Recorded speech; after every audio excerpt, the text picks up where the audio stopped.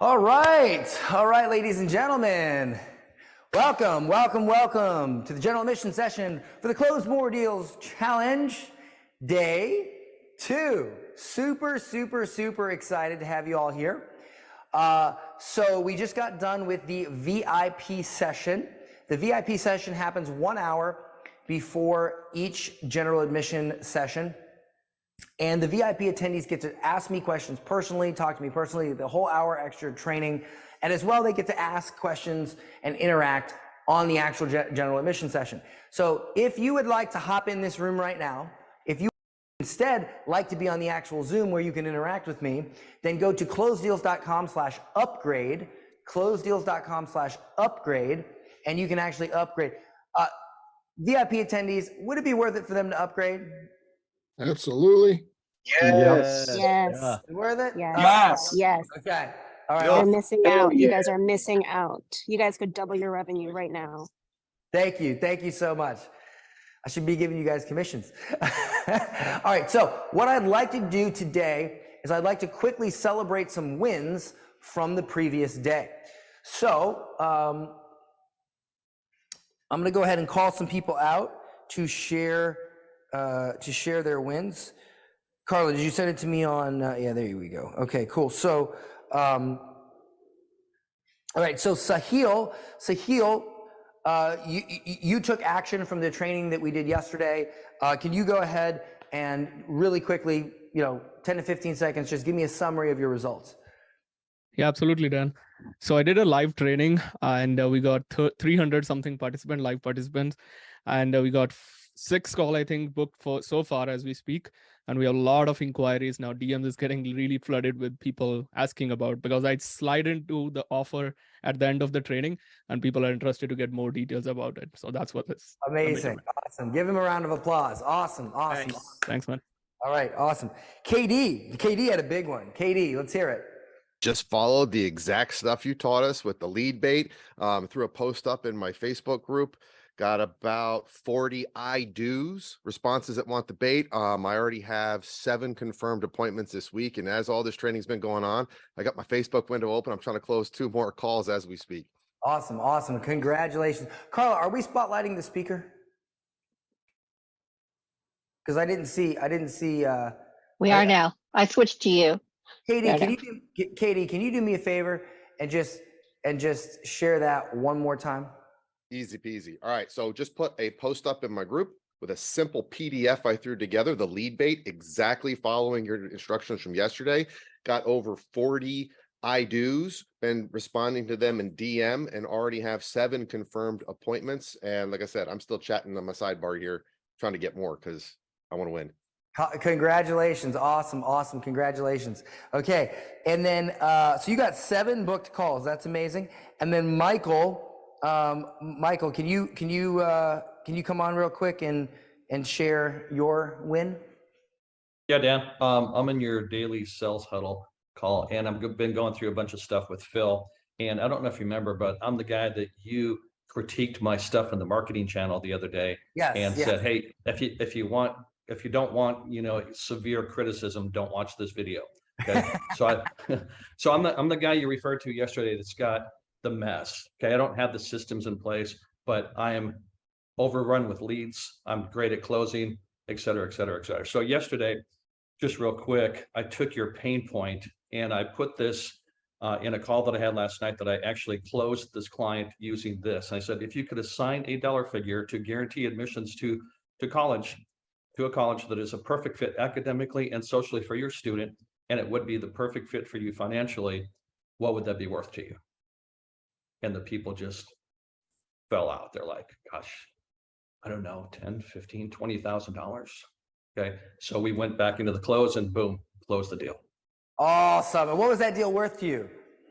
So my price on that is $44.95.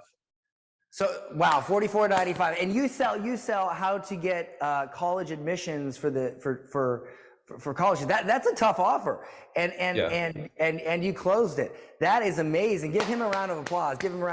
Awesome. Carla, we're spotlighting speaker because I'm talking and I don't see my I don't see my camera. Okay, interesting. Do I have to clap or what? All right. So, okay, is there any other wins that we want to share? There was one just shared by James. James Hoff, do you want to unmute? Hey, what's up? Awesome, man. Yeah, Let me hear so I'm in your daily sales huddle, and yesterday I hosted a webinar. We booked 3 appointments. 2 of them were same day, and we closed 2. And the biggest takeaway from yesterday, I realized with the actually was your download, the worksheet that we did. I realized during my presentations I wasn't sprinkling enough like salt on the wound and highlighting how much they were losing. And that led to a lot of productivity on the sales calls and made it a heck of a lot easier to close. Awesome, man. Awesome. How do you like the daily sales huddle? It's sick, dude. I've been working with you guys for a week today, and it's yeah, it's a lot of small fine tuning that is making massive change. Awesome, awesome, awesome, awesome, awesome. I'm glad that we have some clients on the call. You can spotlight me, Carla. All right. All right, everybody. I always like to share some wins to motivate you guys. So if you did not do the homework from last night, please go back and do it, because as you can see, it works. Also, I want to see who booked the most calls. Unless there's somebody in general admission that booked more than 7 calls, maybe somebody on my team can check. I believe Katie has the most booked calls, but I want to verify that. So if you could just check and verify that, and then let me know, that would be fantastic. All right. So let me see if I can see the comments here. And guys, just so you understand, oh, Katie just booked the 8th call. He just booked the 8th call. Nice, nice. So just in case you understand, a lot of people booked calls. A lot of people got results. I just only brought up a few people because I don't want to take up the whole session. All right. So the overall theme of today is why people really buy.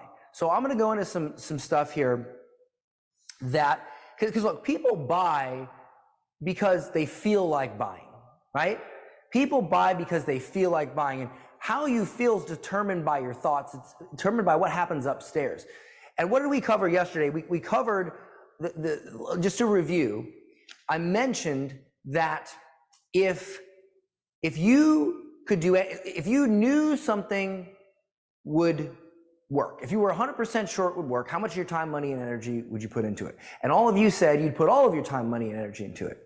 And so then I said, well, does it make sense to say then that the reason why things aren't working is because you don't believe they're working?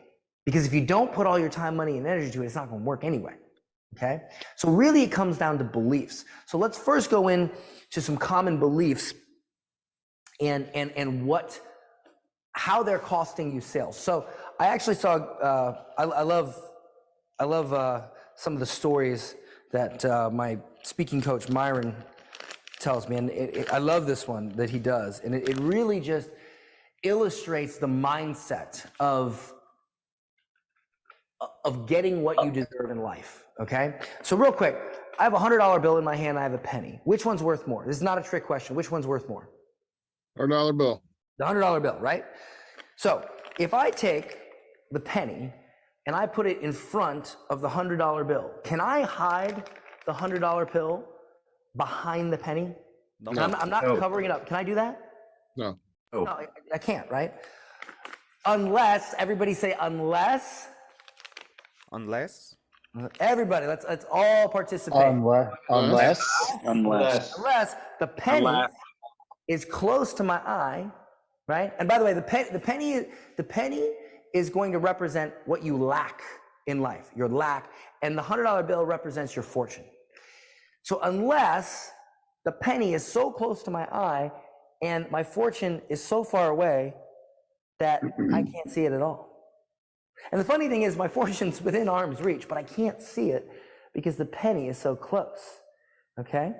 And so when you're thinking so closely about what you lack, it's hard to see what you could have. And so let's do this. Just like during this challenge, I'm going to try to help you all find your fortune. I want you to help me to find mine. So if I have the penny in front of my eye and I'm holding it out, I want you to say, Dan, take your fortune. Dan, take your fortune. Dan, take your fortune. Dan, take Fortune. fortune. Take your fortune. What fortune? Say right. It's right in front of you. What fortune? What fortune? It's right in front of you.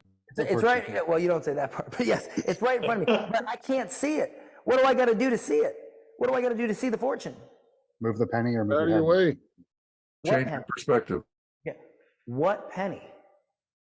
You see, when something's that close to your eye, you don't even see that it's a penny. It doesn't look like a penny. It doesn't look like lack. It just looks like the way things are. And we spend so much time focused and blinded by what we lack that we don't pursue what we could have. And remember yesterday when I talked about negative frequencies, negative vibrations? If you're always thinking about what you lack, I don't have enough sales, I don't have enough time, I don't have enough money. If you're so focused on that, you're gonna miss what you could have because you're in the weeds. It's sort of like a golf swing. Even if you're a good golfer, when you have a golf swing and you have a flaw in your swing, you can't see the flaw because you're so close to it. Like you're literally, your arms, they're right, you can't see it. But if somebody stands 10 feet away and looks at your swing from 10 feet away, is it a lot easier for them to see your flaw? Absolutely. Right. Yes. Why? Because they are further away from it and you're closer to it. Okay? And yes, congratulations, Katie. Wow, absolutely amazing. Okay, so here's the thing. When I was delivering pizza, when I didn't have the things in my life, I was thinking like a minion because that's how school teaches you to think. They teach you to think like a minion. It wasn't until I started thinking like a millionaire that I started getting what millionaires have. And so you have to shift your beliefs. And so what are some minion beliefs? Some minion beliefs are things like, and you learn this in school. For instance, I'll give you an example. Here's something you learn in school and you learn from your parents. When things are going good, invest. When things are going bad, don't invest. Right? Oh, well, I have the extra money, I'll invest. I don't have the extra money. So here's the thing. You repeat after me, fill in the blanks. You hire a lawyer when you're being Dude. sued. Prosecuted, yeah. Right. You don't hire a lawyer when everything's fine. You should. hire a plumber when your pipes are Busted. Clogged. clogged, busted, leaking. Not when everything's going great and they're fine. You go to the doctor when you are sick. You don't go to the doctor when you're just fine. Or at least most people don't. Yet, most people don't invest in their business when their business is sick. Or in their health or what have you. I'll tell you a quick story. Years ago, I was stuck at 250 grand a month. I know that sounds, oh, woe is Dan, right? But when you're stuck at when you're stuck at 250 grand a month for, almost 2 years, look, it's not about the money, it's about the growth. You're supposed to be growing. So I started making a lot of dumb decisions. I started adding products and trying to do all this, and I ended up screwing my business up so bad that I whittled the income down to $70,000 a month. Now, at that point, I had never made $70,000 a month because the first month I started really doing this and taking it seriously, I made 100. So in 2 years, it was my worst month ever. And at that point, my worst month ever, right? I didn't invest when I had my best month ever because, I didn't look for help when I had my best month ever because I had my best month ever. But when I had my worst month, 70,000, that's when I knew, that's when I was most motivated to actually invest because things weren't going right. So I paid $35,000 to Sam Ovens to attend his mastermind. I went to the mastermind. I had multiple conversations with people, with him, with other people, and I put together and figured out what I was doing wrong to fix my business. And 6 months later, I was at $500,000 a month. A year later, I was at $1 million a month. Because I invested when my business was sick, not when it was healthy. And a minion, somebody from school, they think, oh, well, things aren't going well. Contract, play it safe, right? But that's what we're taught in school, okay? And I'll prove it. Like, Fill in the blank. When times are tough, play it Safe. Safe. safe. Buffer. Well, play it safe. You know that. Somebody, if you never heard that before, how would you know how to how to finish that sentence? That's bred into you. Okay. And you know, school teaches the opposite of this, because if they taught this, they would be teaching people how to be entrepreneurs. They want people to be minions, not millionaires, because minions play it safe. Minions are little worker bees. They don't risk. And so, do you want to be a minion or a millionaire? Minion or a millionaire? Millionaire. Millionaire. Okay. So it's all about who you want to be.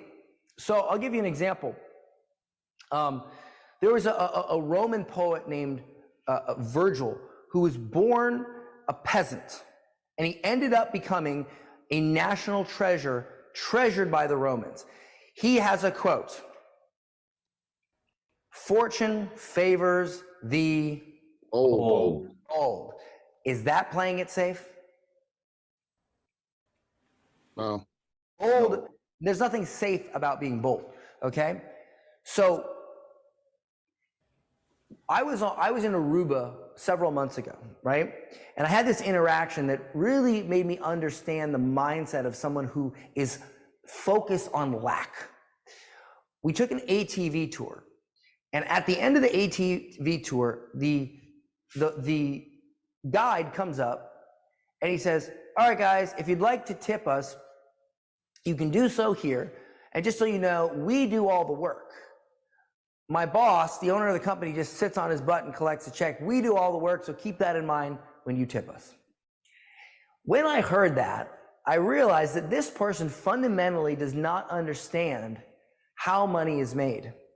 And they will always be in a state of lack. Because see, that person believes that hard work pays More. off.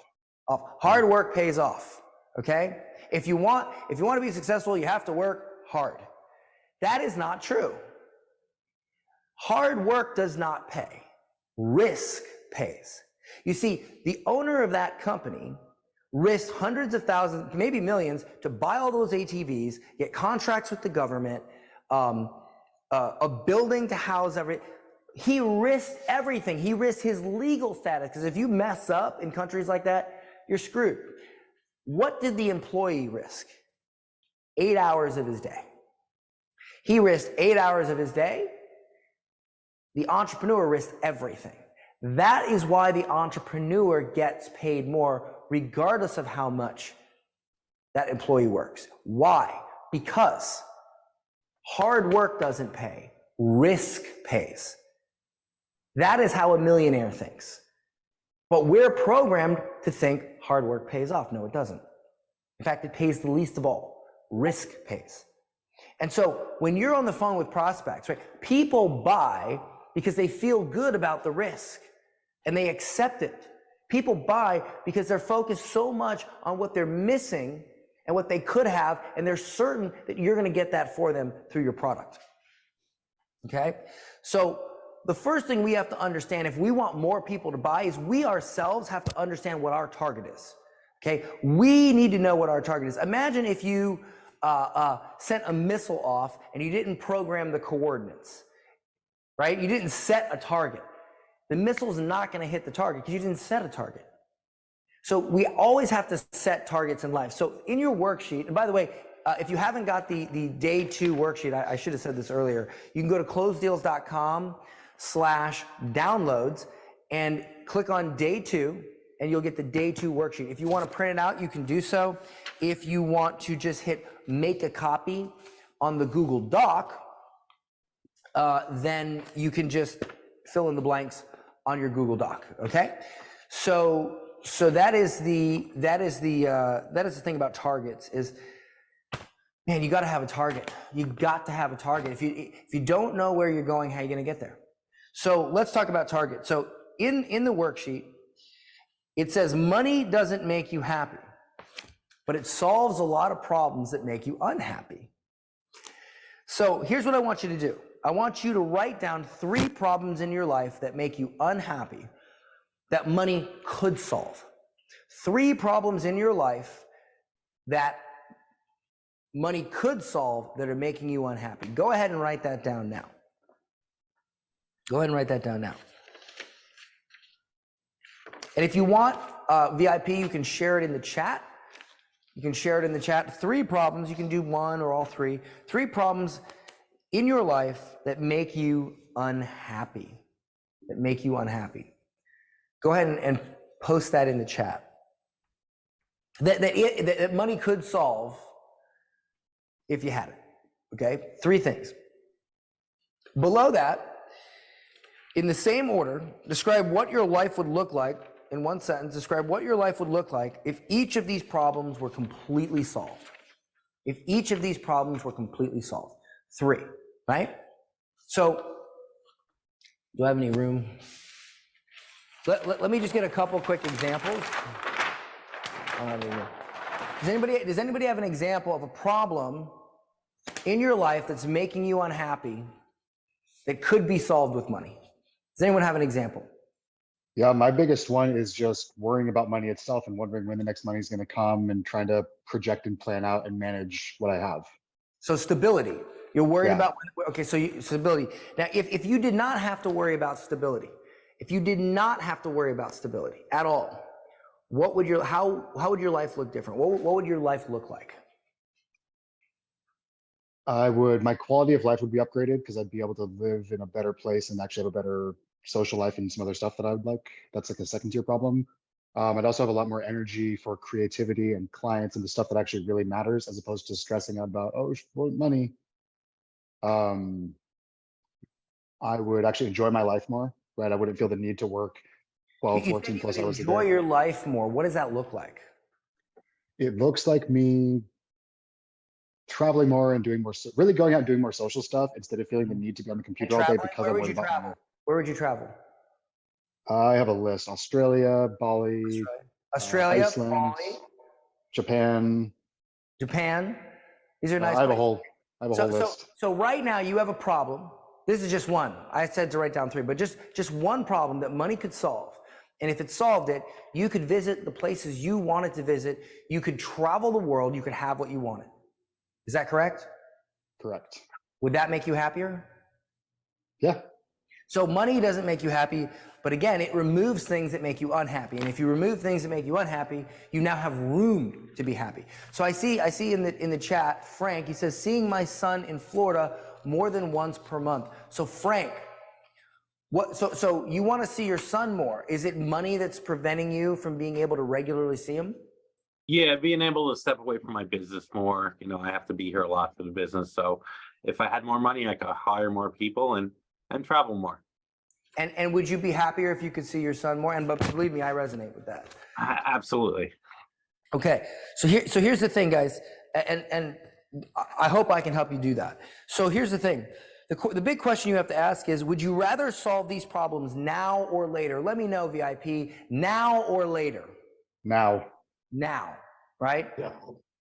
I need more group participation because do you guys really want it or do you not want it? Now or later? No. Now. Now. All right. Absolutely. Now, here's the way we set the target. How much money do you need to solve these 3 problems? Just think in your head, how much money do you need to solve? So my target is blank per month. How much money do you need to make per month to solve these problems? Write that down and then put it in the chat, please. Write that down. How much money or how much more money do you need to make per month to solve those 3 problems? Write that down. Write that down. And then I'm going to show you. So can you guys call out some examples here? What are some of the numbers? What are some of the numbers? 50,000 per month. How much is it? 50,000. So $50,000 a month, right? So $50,000 a month. So who said 50? Suzanne. Suzanne, so $50,000 a month would make your life substantially better. You would be much happier. Yeah. Is that correct? Yeah. So that's your target, Suzanne. Your target is $50,000. How much do you charge for your offer? 10,000. So Suzanne, for your life, for you to be much happier, that means you got to make how many more sales per month? 5. 5. So here's the thing, guys. Think about this. We're overcomplicating it. Everyone wants to be happy. Everyone wants to have a better life. When you understand your target and you set your target, you know exactly. It's five yeses. You need 5 yeses to change your life, Suzanne. 5 yeses per month to change your life. 5. It's a lot. It seems a lot simpler and a lot more doable when you break it down like that, doesn't it? Yes, it does. So would you say that it's doable to get 5 yeses? Yes. Would you say that you would put all your focus, time, money, and energy into getting these 5 yeses if what you're saying is true? If what you're saying is true, that you will be far happier, are you going to give it 100% effort? You're going to give it 100% effort to get these 5 yeses? Yes. Are you sure? You don't sound... That's why I'm here. Okay, so No, I kind of like, it's sort of obvious when you look at it that way, right? They're not falling in my lap. I have to do the work and I have to take action every day. Exactly. Focus on that. And like you said, stop farting around with my blog and my funnel and all this other shit. Just sell. rearranging chairs on the Titanic. But it comes back to this. You see, this is your fortune. 5 yeses per month is your fortune. But did you really think, you said that, when you put it that way. So prior to this, you didn't think about it that way, did you? Well, I kind of did, but I didn't really know how to go about it. But I feel now that that's why I just needed Dan immersion for a week. Okay, well, thank you. But the point here is that when you're focused so much on what you don't have, you can't see what you could have. It clouds this. This is so much more simple. You just need 5 yeses to change your life per month. 5 yeses. So who else put in there? I see 50. Give me another number, guys. Give me another number. I'll just write a few down. It's 100K. I need 40. Okay, so 40,000. How much do you charge? 1,500 monthly recurring. Probably need to raise your prices. We'll talk about that in a minute. So what is that per year? Or 15? It's 18,000. Well, what's 40,000 divided by 1,500?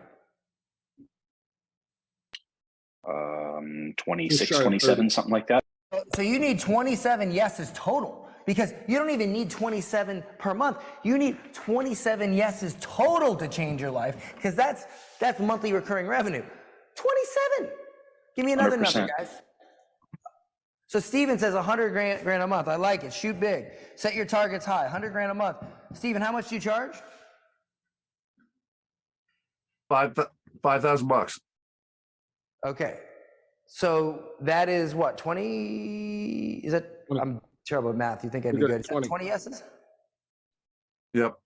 Okay. So 20 yeses. 20 yeses per month. I'd like to see you get that down to 10. And that's what I'm going to cover. So guys, here's the point. You got to set your targets. You got to set your targets so you understand where you got to be and you can aim for it. You're not going to hit anything if you don't aim. All right. So let's talk about some math here. I call this $1 million math.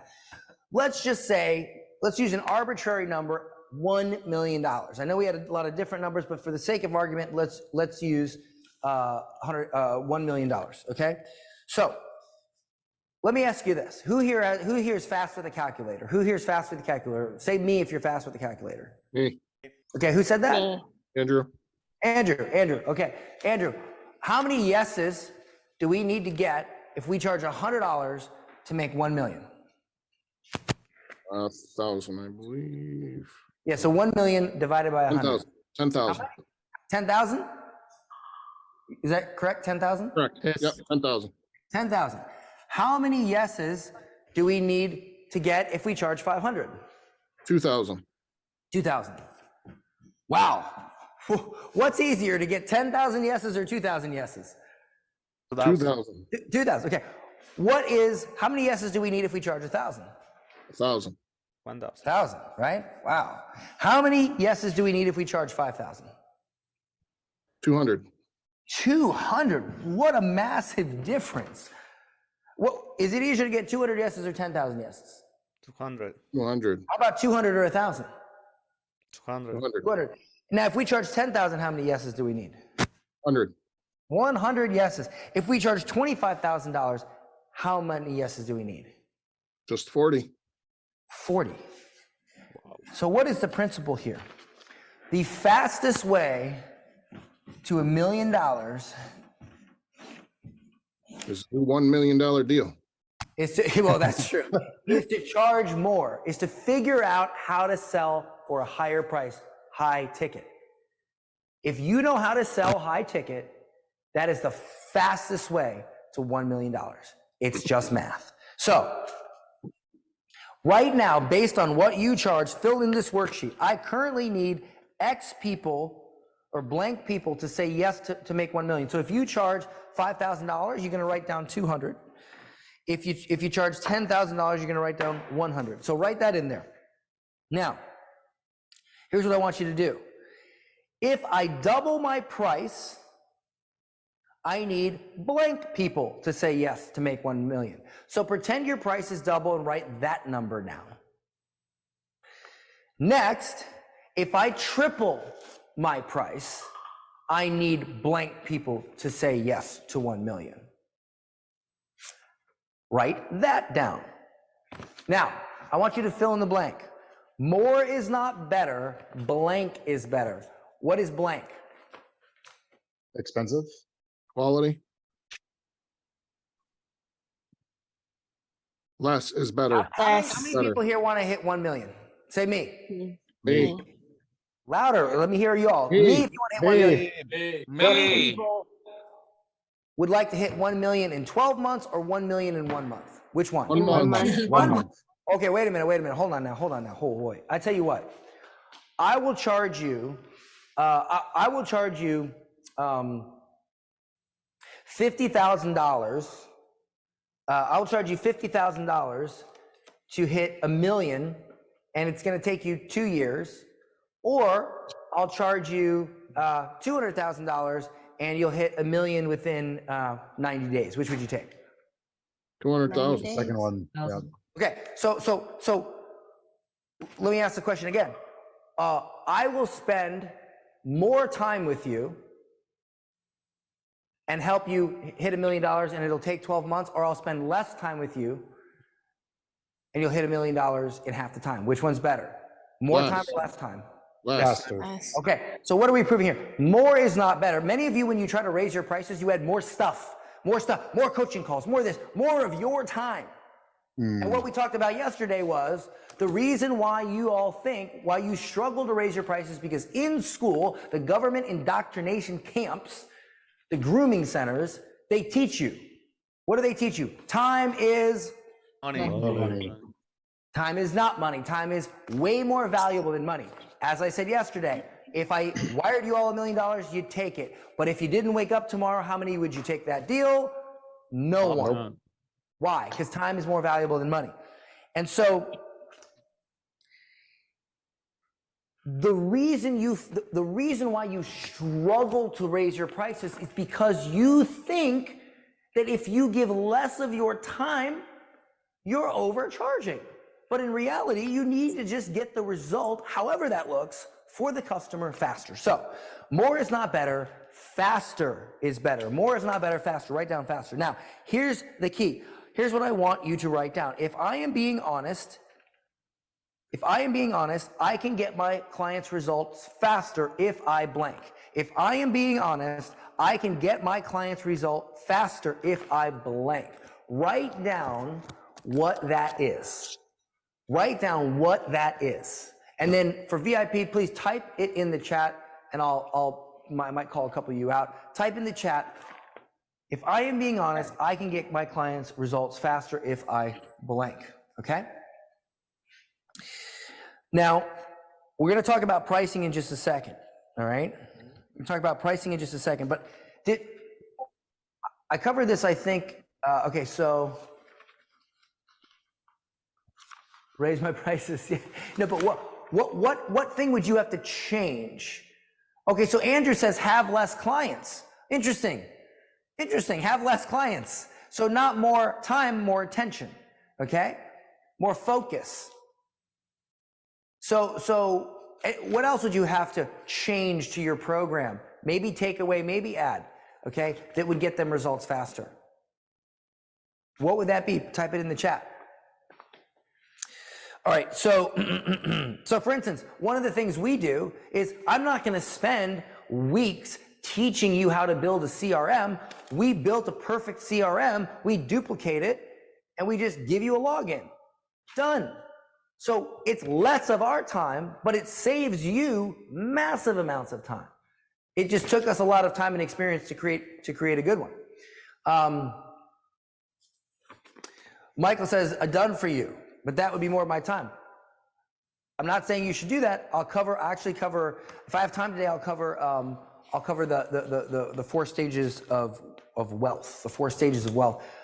So Frank, you said hire better people. How are you going to hire better people? Okay, so Frank, perfect example. Frank, if you hire better people, you can get much faster results for your clients. But better people cost what? They cost More money. They cost more money. So by not charging enough to your clients, you can't hire good people, which means you get your clients results in more time. It takes longer. If you charge your clients more and you hire better people, you get it faster. Do your clients want to get the result faster or slower? Faster. Faster. So what do you got to do? Raise your prices. Okay. So let's talk about this. The difference between a transactional offer, and by the way, the theme of today is why people buy. Now I told this on VIP yesterday, but there was from the Robert Cialdini books, there was a jeweler who, in this jewelry store, they had some earrings on display, and they didn't sell for weeks and weeks and weeks. The owner was going on vacation for the weekend, and he said to the manager, well, he didn't say, he left a note. He left a note to the manager. He leaves this note, scribbled it. The owner had really bad handwriting, and he said, I'm sick and tired of seeing these earrings here. Cut the price in half and get rid of them. Owner comes back 2 days later, earrings are gone. He says, wow, I guess that worked, cutting the price in half. And the manager says, whoa, what do you mean cutting the price in half? He says, well, I told you to cut the price in half. That's why they got sold. He said, no. I must have misread the note. I doubled the price. I doubled the price. So all things were the same. The only difference was the price. And again, if I said, hey, see this Rolex right here? I'll sell you this Rolex for $100. What would be your first thought about this Rolex? It's fake. It's fake. It's fake. It's got to be fake. Perception is price. All things considered equal, the only way we determine something's value is price. One more time so I can hear you guys say it. If all considered equal, the only way to determine something's value is Price. Right. So by charging less, you're automatically sending this perception to your customer that it must not be worth much. The Rolex must be fake. So price in of itself is a big reason why people buy and why they don't buy. All right, so you have transactional offers and you have transformational offers. So write this down. A transactional offer is based on the market. What this means is you're selling a car. It's transactional. If that car is going for $35,000, that's pretty much what you can charge for it. Real estate. If the housing market is going for that, well, that's what, for $200,000 for that house, that's about what you can charge. It's transactional. It's based on the market. However, a transformational offer is based on something different. It's based on perception. It's based on perception. Why? I'll tell you why. Because a transformational offer is something that changed someone's life. Can we all agree here that you have let me know. Say me if you have a product that if your customer uses it, it will change their life. Say me. Me. Okay, so you have transformational products, not transactional products. Transformational products are based on perception because everything is subjective. My life getting better, me being happier, that is very perception based, right? So therefore pricing is, can anybody guess what we should fill in here? Therefore pricing is blank. What is blank? Can anybody guess? Subjective. Close. Perception. Irrelevant. Arbitrary. Irrelevant. Pricing Value. is made up. Hmm. It's made up. It's completely made up. It's 100% made up.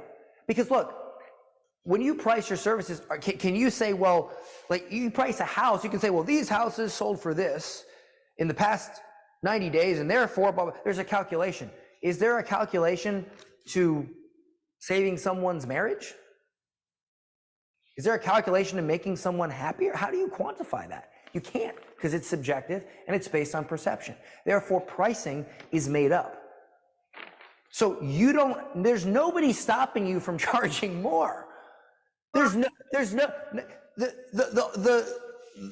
inspector or what do they call what do they call the guy that comes and values your house? That's called the appraiser. No, you have a coaching program or an agency, whatever, or a SaaS. There's no property appraiser that's going to come to you and say, nope, you're charging too much for your coaching. That doesn't exist. Does this make sense? Say yes. Yes. Yes. Okay. It does. Okay. So it doesn't matter. Yep. Okay. So why people pay more? All things considered equal, the only way to determine value is what? Price. Somebody was paying attention. Yes, price. All things considered equal, the only way to determine value is price.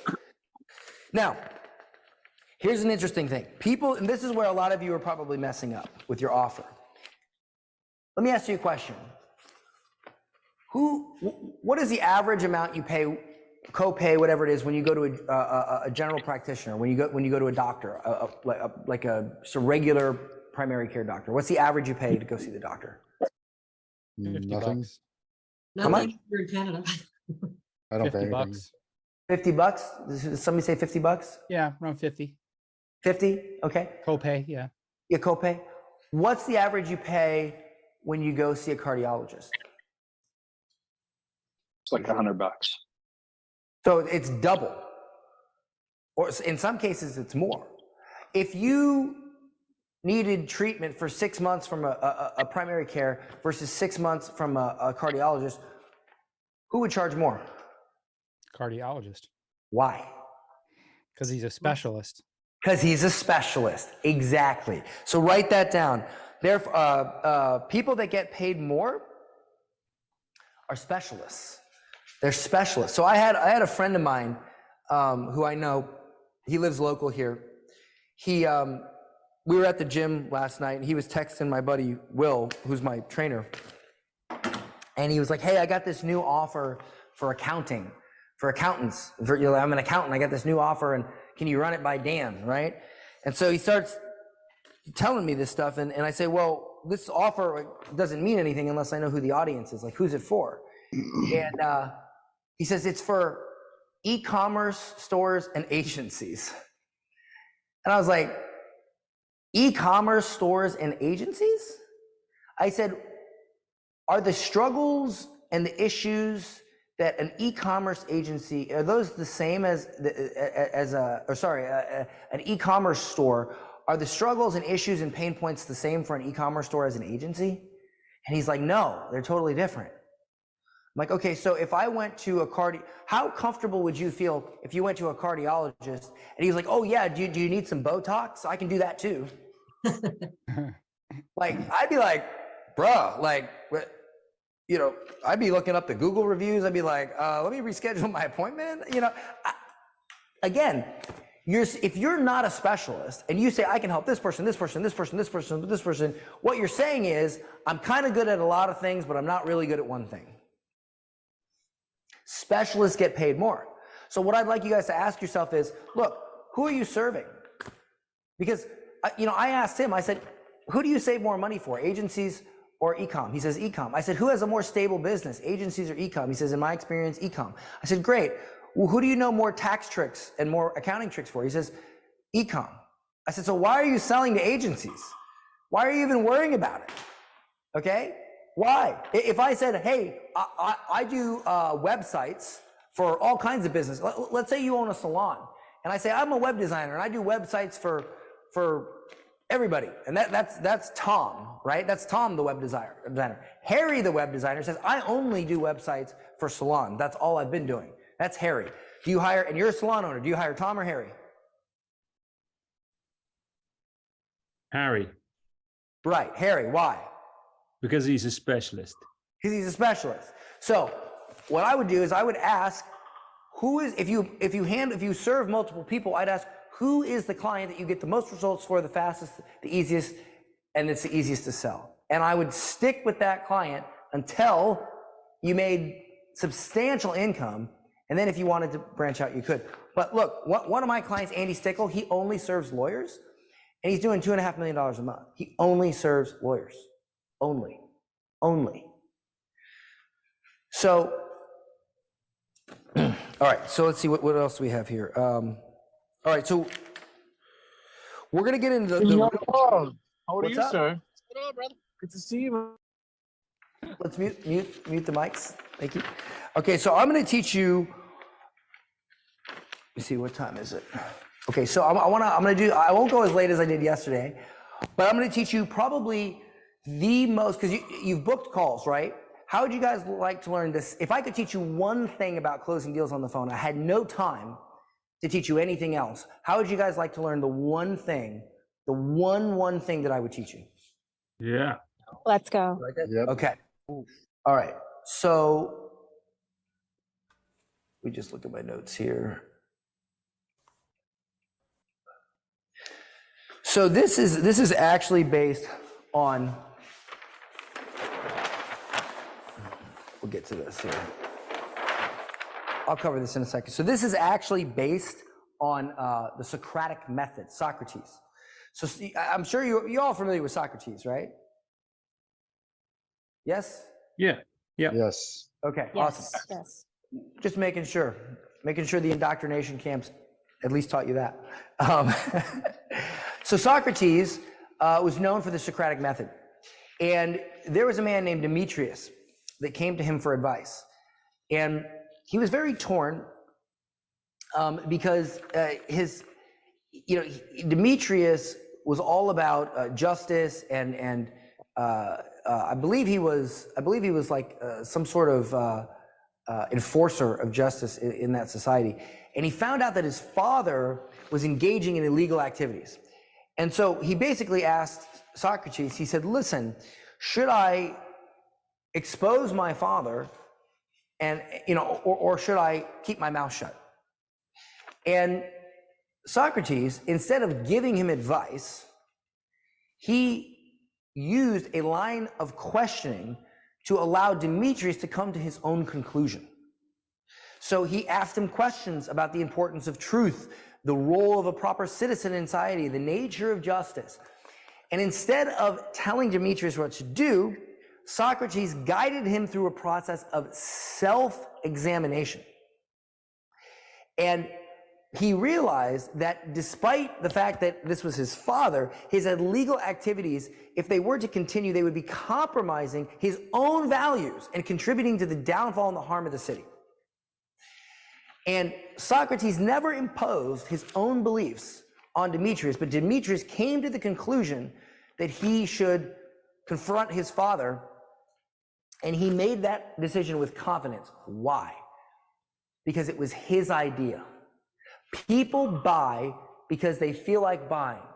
And let me ask you something. Who can make you feel a certain type of way? Can somebody else make you feel a certain type of way? Or can only you make you feel a certain type of way? Only you. You can. Only you can make you feel a certain type of way. And I understand that we live in a day and age now where we just like to blame everyone else for our reactions and how we feel, and people need to say a certain thing to make you happy. But the truth is, you have 100% control over you. So the only way that you can feel like doing anything is if it's your idea, if it's you. And so here's what I tell salespeople. I say, never tell the customer anything. Never tell the customer anything, because you're the slimy salesperson. They don't believe you. People believe in nothing of what you say and everything of what they say. So don't tell them anything.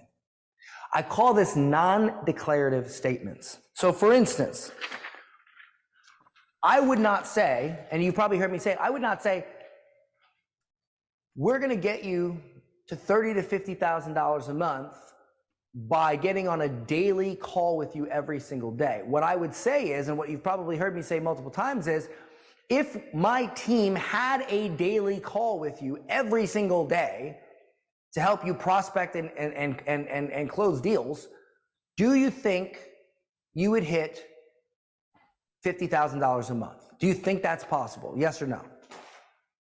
Yes. Yes. How quickly do you think you could get there? These are the questions I would ask. If I tell you I'll get you there in XYZ time, if I tell you I'll get you to XYZ amount, well, now I'm telling you. But if I say, how much money do you think you could make if we worked with you every single day for the next year? You give me the number. And in some cases, you're going to give me a pretty big number. It's your idea. So when it comes time to buy, are you basing your feelings off of what I said to you or what you said to you? And which one do you think is stronger? So many times we tell the customer what to think. I don't want to tell any of you guys what to think. I don't. I want to give you data. I want to ask you questions, and I want to lead you to come to your own conclusion. And one or two things are going to happen. Either you come to the conclusion that you need to buy, or you don't. And if you don't, well, then I messed up, because I'm asking you questions that only you can give me the answer to, right? If I say, hard work pays off, and you say, and I leave out hard work, and you say hard work, you're the one that said it. You're the one that believes hard work paid off. So again, you got to get the customer to say it. So for instance, I might say something like, if somebody says, how do I know that I'm going to get the same results as your clients? I say, well, let me ask you this. Are you happy with the results that our clients have? Let's just ask that. Are you happy with those results? Yes. Do you think that these people are any smarter or any better than you? No, I don't. So then do you think there's any reason that given the same opportunity, given the same training, given the same support, you wouldn't get the same results? And they say, no, I wouldn't. So they're the ones saying it. So here's what I want you to do. And this is going to be part of your homework. I want you to list 3 declarative statements that you currently make. Have any of you ever told something to someone on a call, like, we'll get you XYZ results? Does anybody have an example of something you've said declaratively to a prospect about the results they could get with your program? Yes. Yeah. Okay, so write those down, but give me an example. Can somebody give me an example? Yeah, I say that we'll double your current revenue within 6 months so you get your money back. Okay, so how are you going to do that? Well, we focus on beauty business owners, so they don't have processes or systems. So we just come in, build their CRM, teach them about lead generation, lead conversion, all the things that are basic to us, they don't have. So when you explain that to them and you show them the results of your clients, instead of saying, we'll double your revenue in 6 months, your money back, you could say, how much revenue, extra revenue, do you think you would make if you had access to this? And you let them give you a number. And let's say they give you a number of, let's say they say double, right? I would say, okay, so you think you would double. If we fell short of that and we only increased 50%, would it be worth it? Would that be worth the investment? And they'll probably say yes, right? Yeah. I mean, Yes. if they're at $50,000 a month and you double it to 100, but would they also be like, what do you charge? Anywhere from 50,000 to 50,000 a package. Okay, so let's just call it 25, right? Yeah. For 25, they're going to be happy if you take them from 50 to 100 grand a month. But will they also be happy if for 25 grand you take them from 50 to 75? Mm-hmm.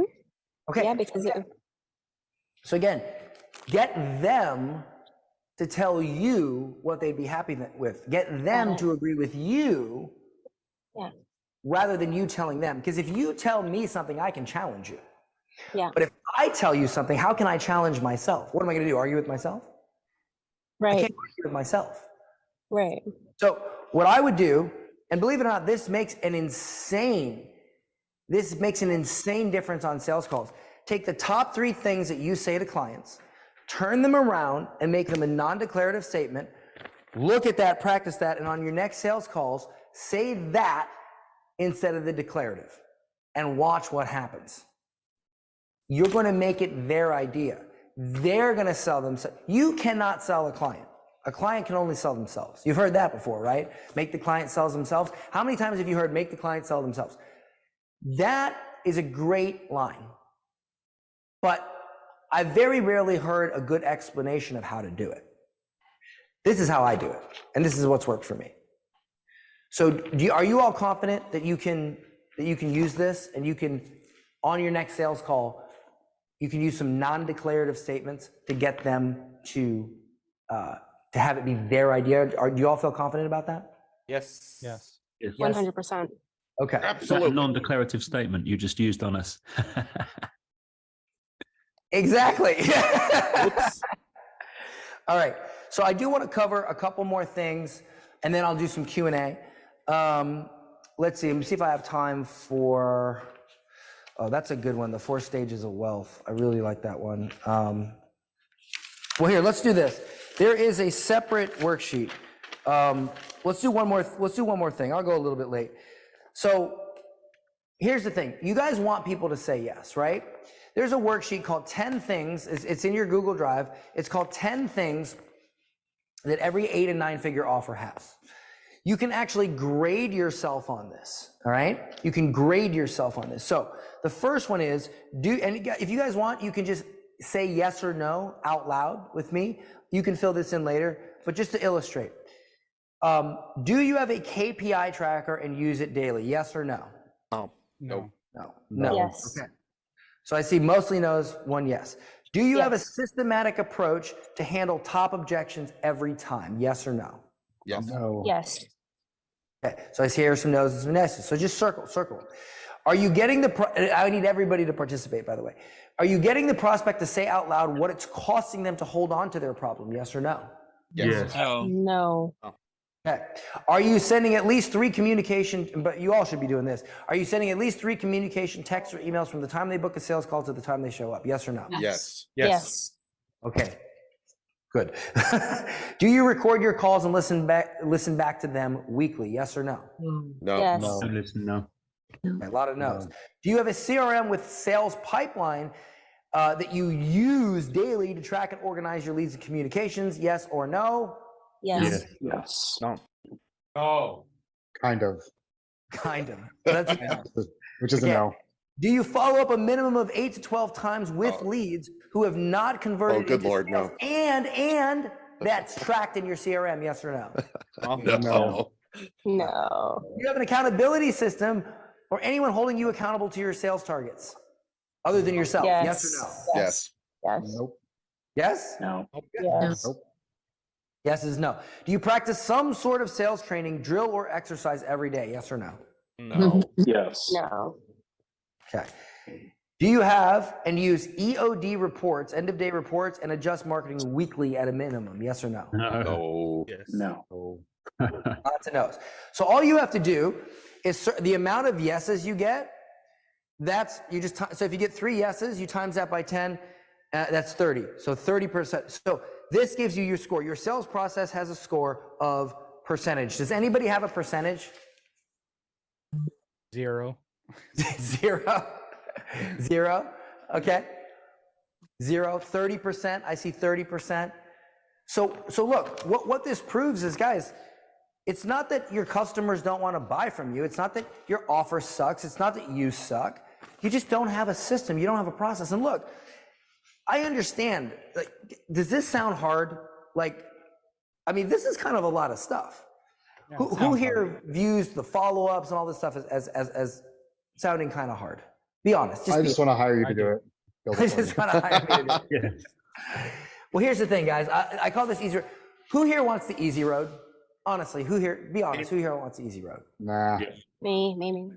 Okay. Can I tell you a fundamental belief that changed my life? A fundamental belief that changed my life. Sure. I always went for the easy road until I realized that this is deceiving. You see, the easy road, follow me here, the easy road is actually the hard road. And the hard road is actually the easy road, and I'll tell you why. How many people can take the easy road? If anybody can do it, how many people can take the easy road? Everyone. Everybody, right? So what happens? So if these are cars and everybody can take the easy road, what happens to this road? It's congested. It's congested. There's lots of traffic. Yeah. Now the hard road might be harder, but once you figure it out, and the people that are even willing to take the hard way, how many people are on this road? A lot fewer. A lot fewer, which means that even though that this is the easy way, and this is where it gets crazy, the easy road is so easy that so many people are on it that even though it's easy, you can't get through. You can't get to the destination. But the hard road might be hard, but once you decide to do it, you can just fly right on down the road. You see, I've always tried to choose the hard thing. There's a lot of people that sell sales training. None of them get on a daily call with you. None of them build out your CRM. None of them get you to a certain level and then build a sales team for you and manage them so you don't have to. That's freaking hard. You guys have that. And the first 6 months of our company was hard, man. It was hard. Not the sales training part, just the logistics, communication, figuring out how to get clients thing and organize. Like the delivery was tough. But we figured it out and we smoothed it out. And now it's very easy to ride down the road because look, who else has an offer like we have? Like that, like who else? This sheet right here, this sheet of that most of you scored 0 or 30% on. We help you do all this. In fact, we build most of this. That's a hard thing. That's a hard thing. It's much easier to create a sales course. Much easier. But I don't want to be on this road. This road's congested. I want to be on the hard road. So what I ask you to do is reframe your belief around the hard thing. We're so, in the internet marketing industry, we are so focused on the easiest way to do things that we forget that when we do that, we're on the same road as everybody else, and that road is congested. If you just accept what needs to be done and you take a harder path, that path has no traffic.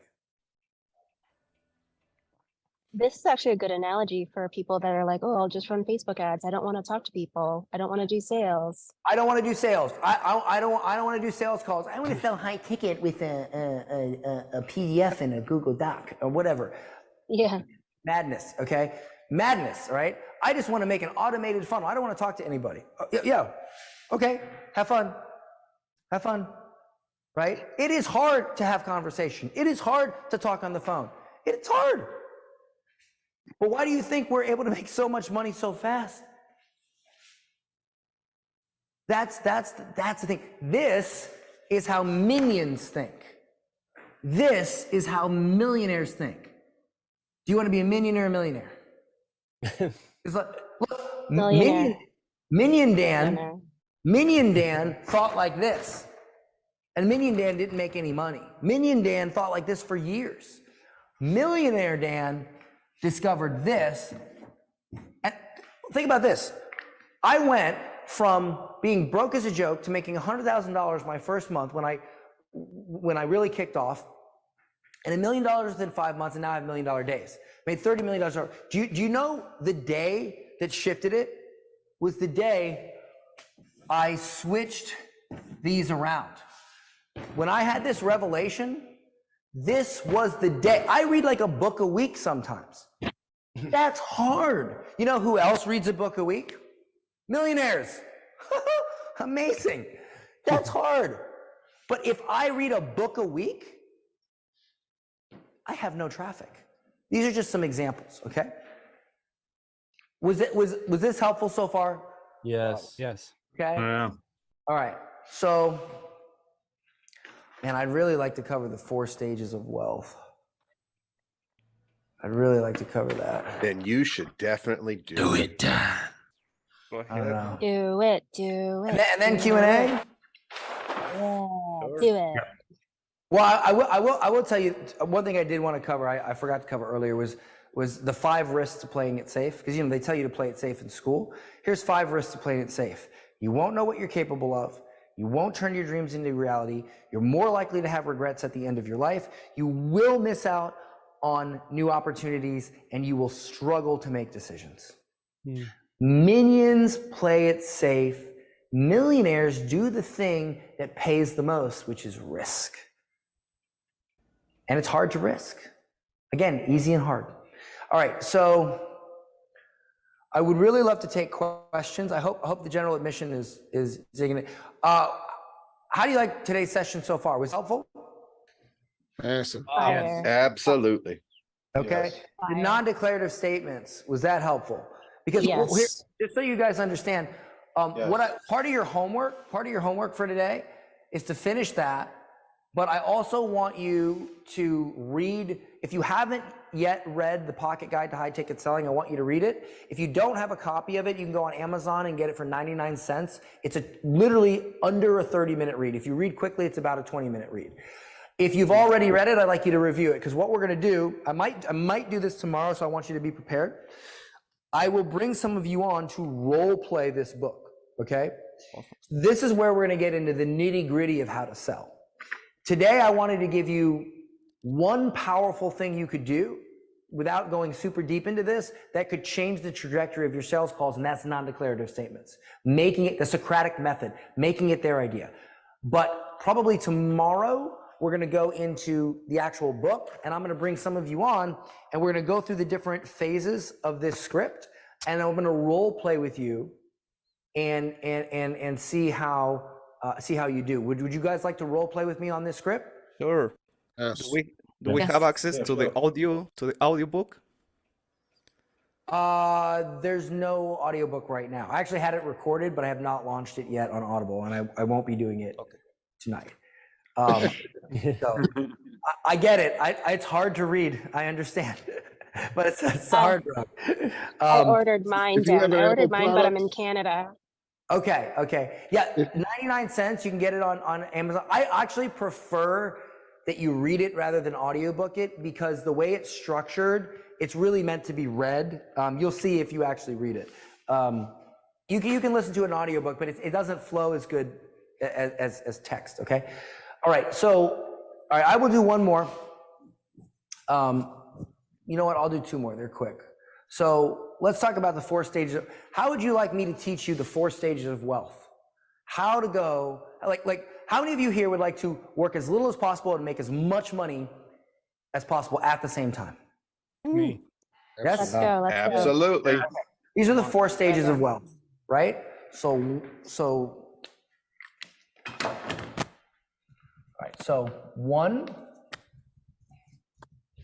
2, 3, 4. Okay, 4 stages of wealth. This is how this works. In stage 1, this is where you trade time for money. You trade your time for money. What does this look like in real life? Can anybody tell me? You have a job. You have a job. You have a job, okay? So you give me 8 hours of your time, I give you some money. You trade time for money. The problem with this stage is you can't build much wealth. You can't build much wealth here. You can't make much money. Why? Why can't you make much money when you trade time for money? Paying with your time. Because your time It's a time is limited what? resource. It's a limited resource. Time is a limited resource, exactly. So you only have so much time, so you can't make a lot of money, right? So the second stage is where you trade other people's time for money. What is this called? What are you when you trade other people's time for money? You're an employer. You're a what? Manager. You're an employer, right? You own a business, you sell a product or service that other people fulfill on, right? So a lot of you probably have, maybe you have agencies, you have people in your agency that work in your agency. You're trading other people's time for money. Here's the problem with this stage though. The problem with this stage is you have to, and keep in mind guys, you will always be in multiple stages. You will never only be in one stage. Well, you can be in only stage 4. We'll get there. But you're always going to trade a little bit of your time for money because you have to train and manage these people, right? So you can make more because you're leveraging more time because you're leveraging their time. But the thing about this is it takes a substantial amount of money and time to get this going. So this one's tough. The third one is where you trade information for money. Now, information for money is amazing because information for money is where I can, for instance, create an online course, or I can do a group. Like right now, there's 150 people that have bought this challenge that are watching.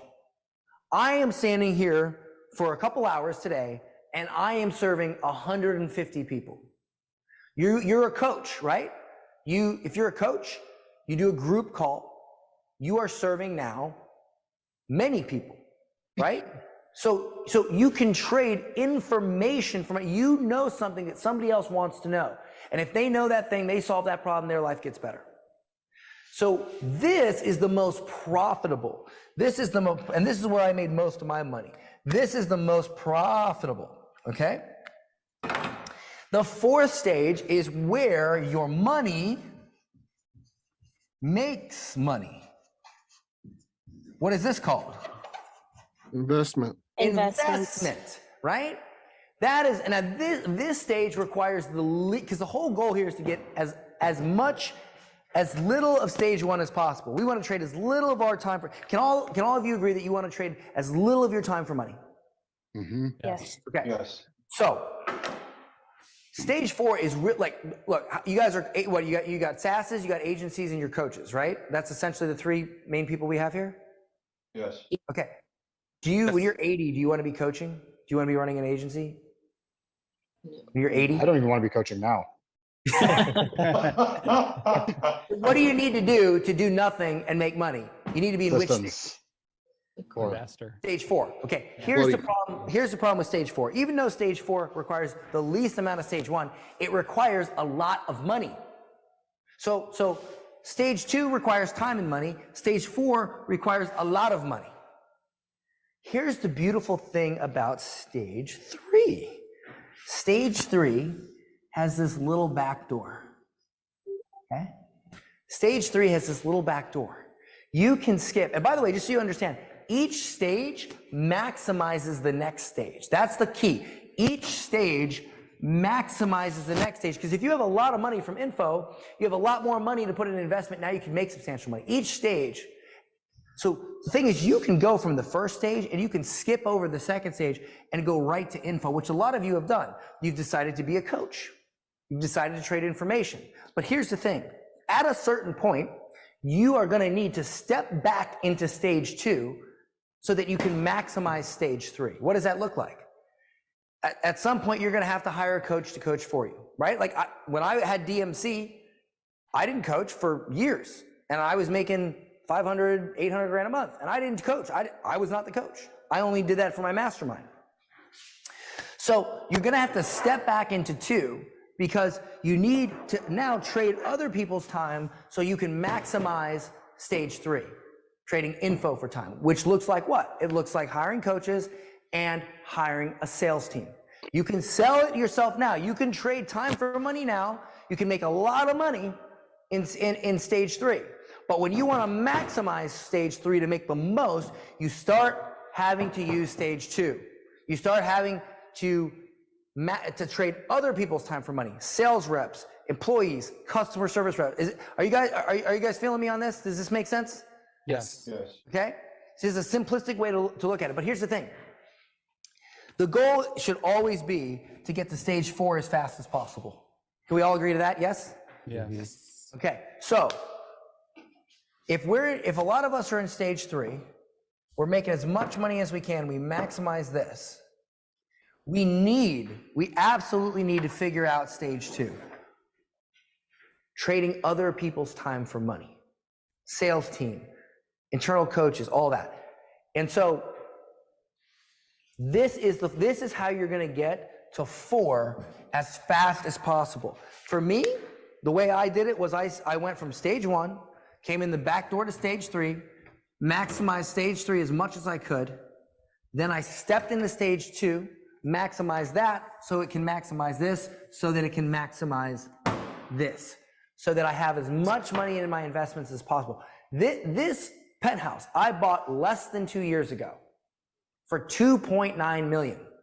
Sorry, 1.9 million. 1.9 million. I am now listing it for over 3 million because that's what it's worth. And I want to get my $1 million in equity before this market crash happens. So I didn't do anything. I lived in here. I didn't do anything. But my money made my money. See what I'm saying? So that's like, call it 2 years. That's 500 grand a year that I've made. I did it with my last house too. I did it with the same thing. So it's $500,000 a year that my money made me. Who here would love to have your money make? You ever hear that, oh, I want to make money while I sleep? Well, how do you think you do that? You have to have a lot of money making money for you. Does this make sense, y'all? Yes. Yeah. Okay. Does this give you a clearer, by the way, I just came up with this analogy last night and I thought it was a great way to explain kind of the path. Does this make it a little easier to understand your long-term path? Yeah. Yes. Yes? Okay. Yeah, sure. All right. I can't see you guys very well, so you guys could all be like, yeah, these Zoom sessions, like I can't look at your faces and see if you're getting it. All right, so here, what I'm going to attempt to do during this challenge is help you maximize 3 as much as possible by making as much money as you can by teaching you how to sell. And then if you want to work with us, then we're going to help you maximize 2, which is where you trade other people's money, other people's time for money, so that you can do as little of this as possible, trading your time for money. Sound like a plan? Yep. Okay. One more thing that I'd like to share. Who here can tell me what growth is? Who here can tell me what growth is? Acquisition of Getting larger. Forward movement. Forward movement, okay, In close. terms of business, you mean? In terms of anything. Getting Let larger. me ask you a question. You know that Getting feeling? more? Do y'all remember when you first got your driver's license? Oh, good. Yeah. Remember? I see a lot of smiles. Yeah, it was a minute, right? It was a minute for me too. Do you remember the first time you drove a car? Yes. Yes. Yes. Was it uncomfortable? Yes. Yeah. It was super uncomfortable, right? But the second, the third, the fourth, the fifth, the 10th, the 20th, the 50th, the 100th time, now when you drive, is it uncomfortable? No. No. No, it's just normal, right? But it was so uncomfortable when you first did it. You know that feeling when you move to a new city? It's kind of, is it uncomfortable? Yes. But once you've been living there for a year, is it comfortable or uncomfortable? Comfortable. Comfortable, okay? You know that feeling, who here is married? Who's here is married? I was wondering when we were going to get to this one. Yeah. Was it comfortable or uncomfortable the first time you asked your wife out? Uncomfortable. Uncomfortable. When you went and hung out with your wife last night, was it comfortable? Well, hopefully. Was it comfortable or uncomfortable? Comfortable. Comfortable. I would hope. Here's the point. The point is, this is what growth is, and this is what messes so many people up. And if there's one thing you can take away with this from this session today, this is it. If this is a person, this is what 99% of people do. 99% and 1%, okay? Here's the 99%, and here's the 1%. Most people, when they take a step forward, they experience discomfort, right? You're doing something new. That business, growth, personal, they experience discomfort. So what do? They take a step back. They take a step back. Why? Because they want to feel safe. And look, guys, look at what's happening in the world. Everything in this world is about being safe. We got to be safe. When I was a kid, I learned valuable lessons from a little bit of bullying. I learned valuable lessons from falling off my bike. I learned valuable lessons from dealing with conflict. Today, they want to remove all of that so that our kids don't know how to navigate. I mean, does anybody here have a cat? Anybody here have a cat? Yes, unfortunately. All right. Some of you declaw the cat's front paws, but why don't you declaw the cat's back paws? They need to be able to scratch themselves. Why is it? They got to scratch themselves.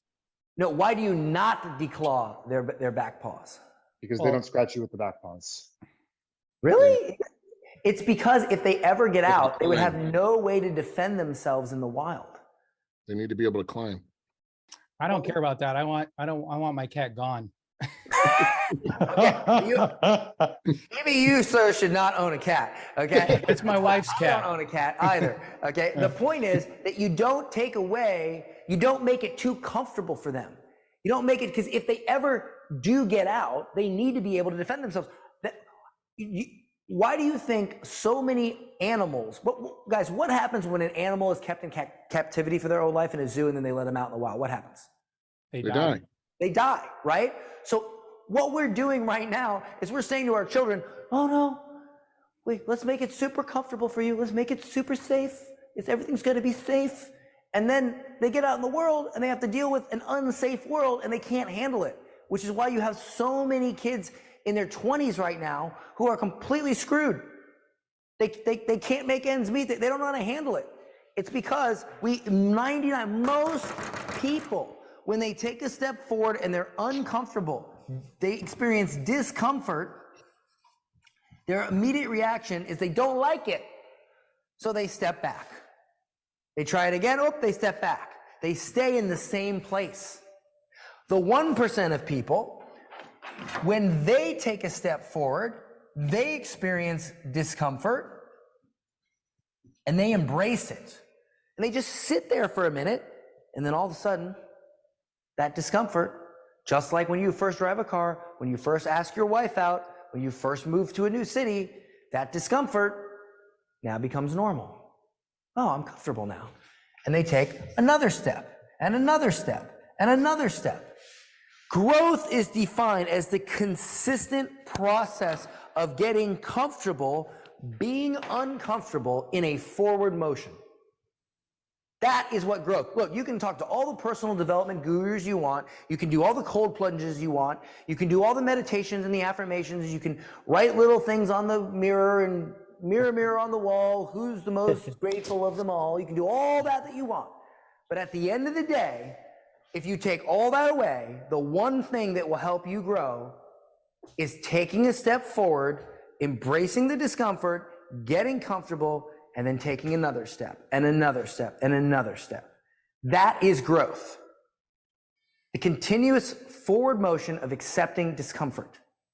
When you can do that, you can unlock anything in life. Anything in life. And look, do you want to be the 99% or do you want to be the 1%? 1%. Which one? 1%. So here's a funny thing. 99% of people don't make the money they want to make. 1% of people are responsible for 99% of the world's wealth. That's why they're called the 1%. I want you to imagine someone. I want you to imagine a version of yourself 5 years from now that has everything you want, the money, the stability, everything in life that you want. And I want you to think about how that person behaves. Does that person invest in themselves? Does that person take the easy road or the hard road? Does that person get comfortable being uncomfortable? What type of behaviors does that person have? And then ask yourself, are you right now exhibiting those same behaviors? Because if you're not, that's why you're not getting that. Look, we are called human beings, not human havings. You want to have a nice car, you want to have an amazing business, but you don't want to become the person that deserves that. The key is to become the person that can make it happen. That is the key. And that process is this. getting comfortable, being uncomfortable in a forward motion, step by step by step. All right. That, ladies and gentlemen, is growth. And that is how you become the 1%. The 1% is not how much money you make. It's how willing you are to move forward. Can I get an amen to that? Amen. Amen. Testify. All right. Okay, with that said, guys, your homework, book more calls, fill out the non-declarative statements and use them if you have a call. And please read this book because likely tomorrow I'll be testing some of you on it. We'll do Q&A, but real quick, Carla or Anna or anybody on my team, did we find out who booked the most calls? Was it KD? Yeah, I think it was KD. All right, congratulations to KD. Boom. So KD, here's what I'm gonna do for you. I'm gonna send you, sir, a signed copy of both the Pocket Guide to High Ticket Selling and my Digital Millionaire Secrets book. I'll have my staff, I'll sign it, and I'll have my staff send it out to you for winning that competition and booking the most calls. So congratulations to you, sir. Awesome, awesome. You know what the real reward is though, KD? You know what the I real had the reward? opportunity to close more deals and get better. Yeah, at the money you sales. make from closing more Yeah. deals. Screw my book. Okay. All right. Okay. All right. So let's take some questions here. Let's take some questions.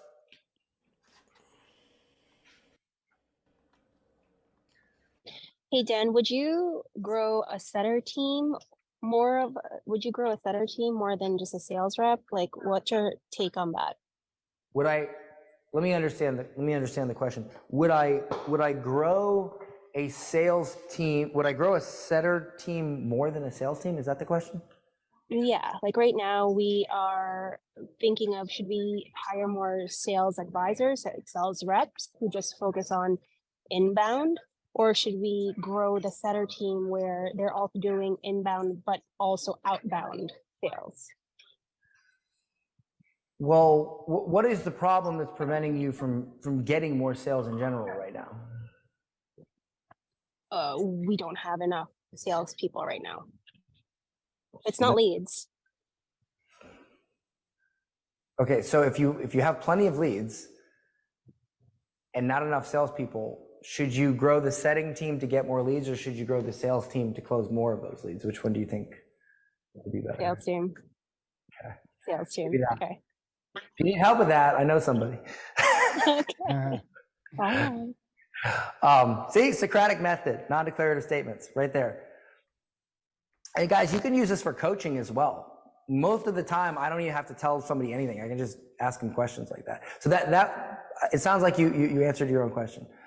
Danielle, is that it? Yeah. Yeah, it sounds like you answered your own question. Okay, awesome. Who's next?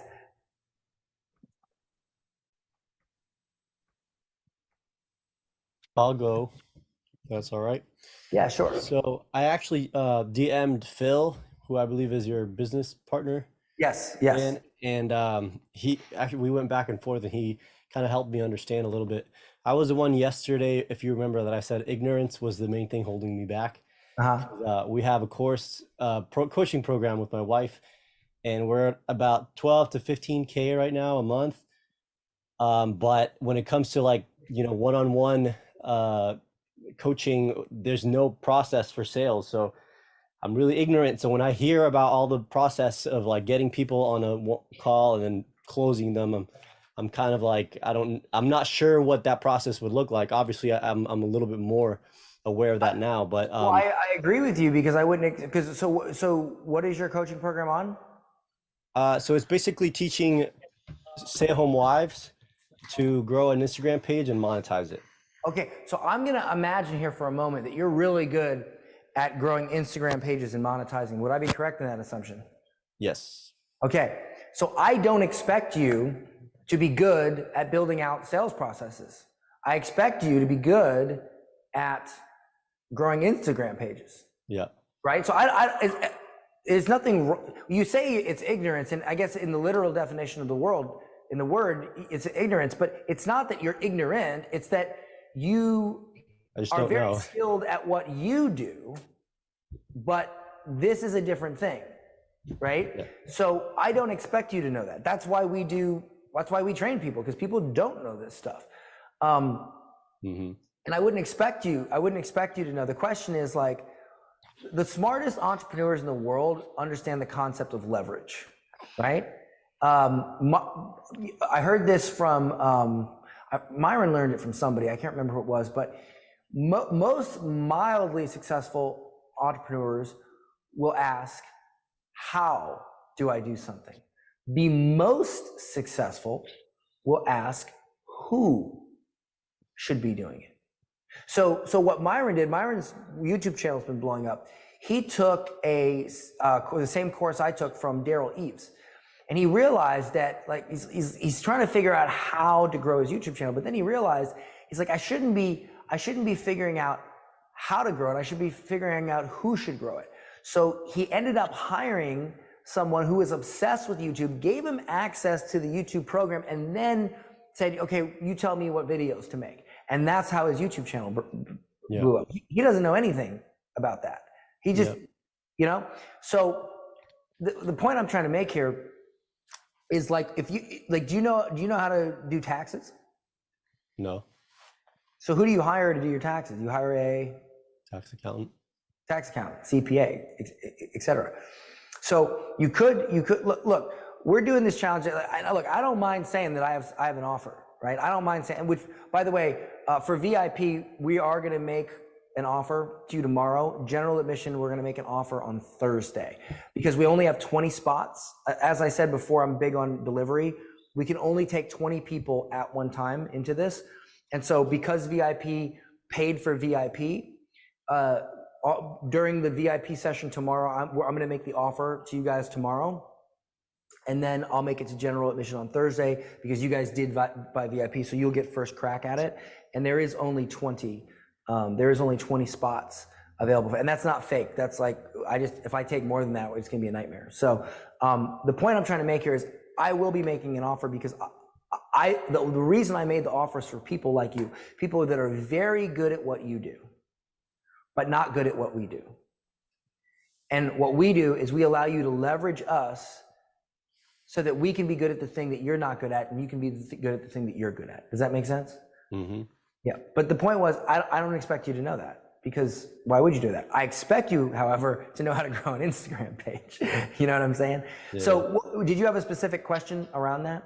I guess I've closed two people, and I've only really tried 3.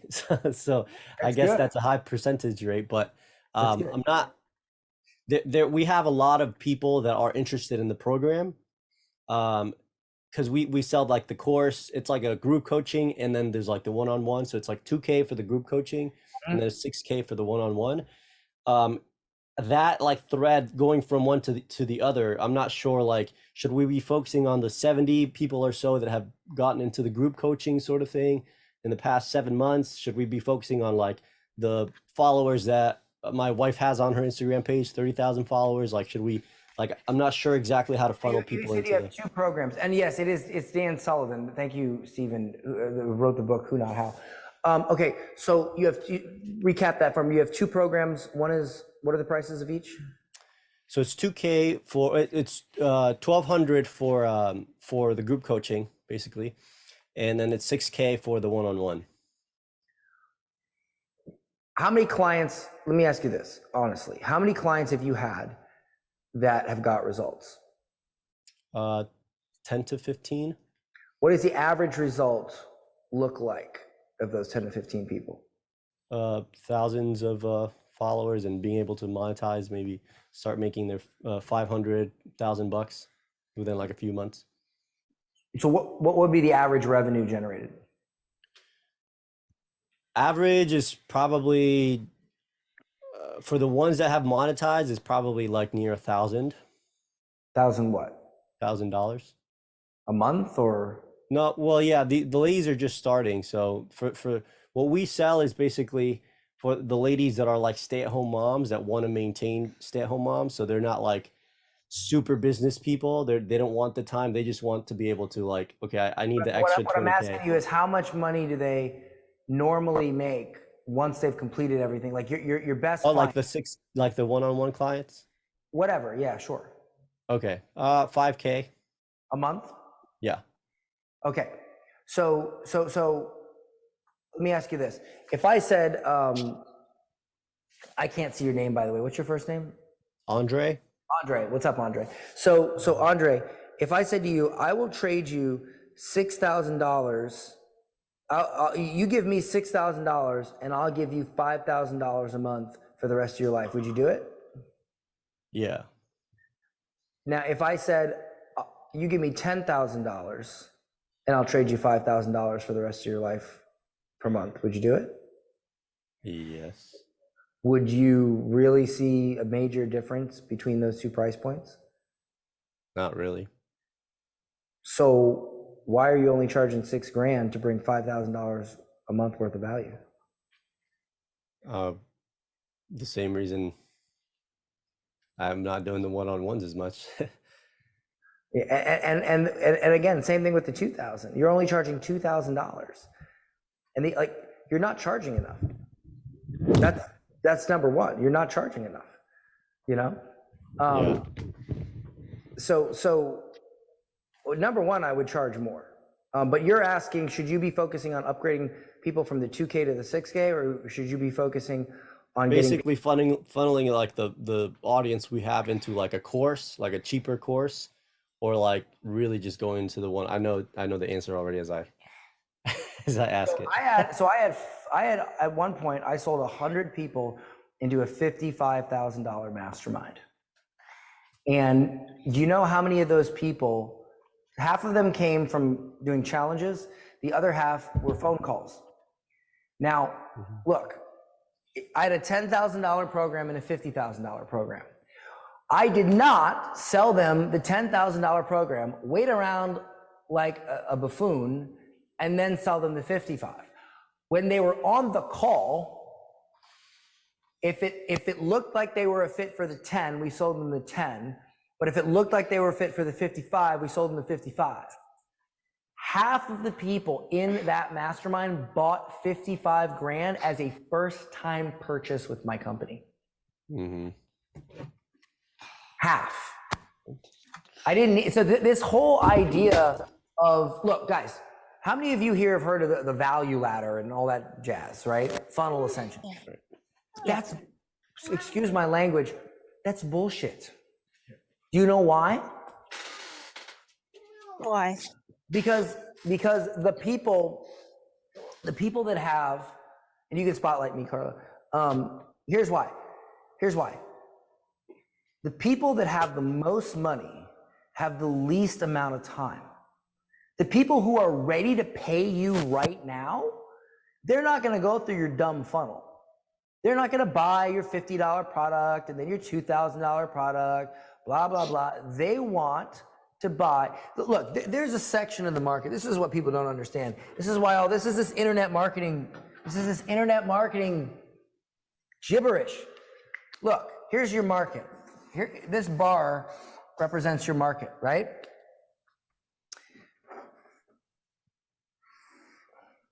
This right here represents the people who, no matter what, they're not going to buy. They're just not going to buy, right? This represents the people who might buy, right? And this represents the people who are ready to buy right now. Now, these you could call, I guess you could call them tire kickers. They're just not going to buy. These people are a maybe. These are the people that need to buy the low ticket and ascend up your little funnel, right? Blah, blah, blah, right? I just can't stand that. I can't stand the concept of funnel ascension. It's to me the dumbest thing I've ever heard. So these people right here, right? These people need convincing. These are low ticket buyers.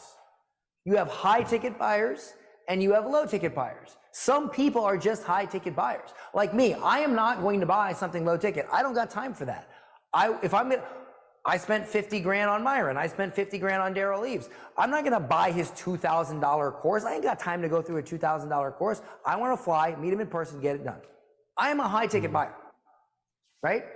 They're just like on a plane. You have people that will always fly first class. They're just that person. It doesn't matter, right?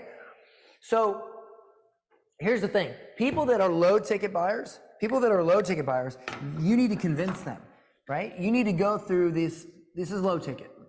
You need to convince them. You need to go through this elaborate show and rigmarole and BS with the funnel ascension and all that. These are high ticket buyers. These people do not want to go through your BS. They want it right now. But every internet marketer, every internet marketing guru teaches you that these are the only customers that exist. And the only way is to take them through your little dumb ladder. I'm being honest. It's stupid. It's the dumbest thing. When I gave up that concept, I made the most money I've ever made at the highest profit margin I've ever made. So these people need convincing. These people don't. And here's the great thing about this. Remember I talked about easy road, hard road? No one, everyone is going after these people. The whole market designs their messaging, their marketing, and their sales process around these people. Hardly anyone designs it around these people. So this is your blue ocean. This is your untapped market. No one is going after people who are ready to buy now.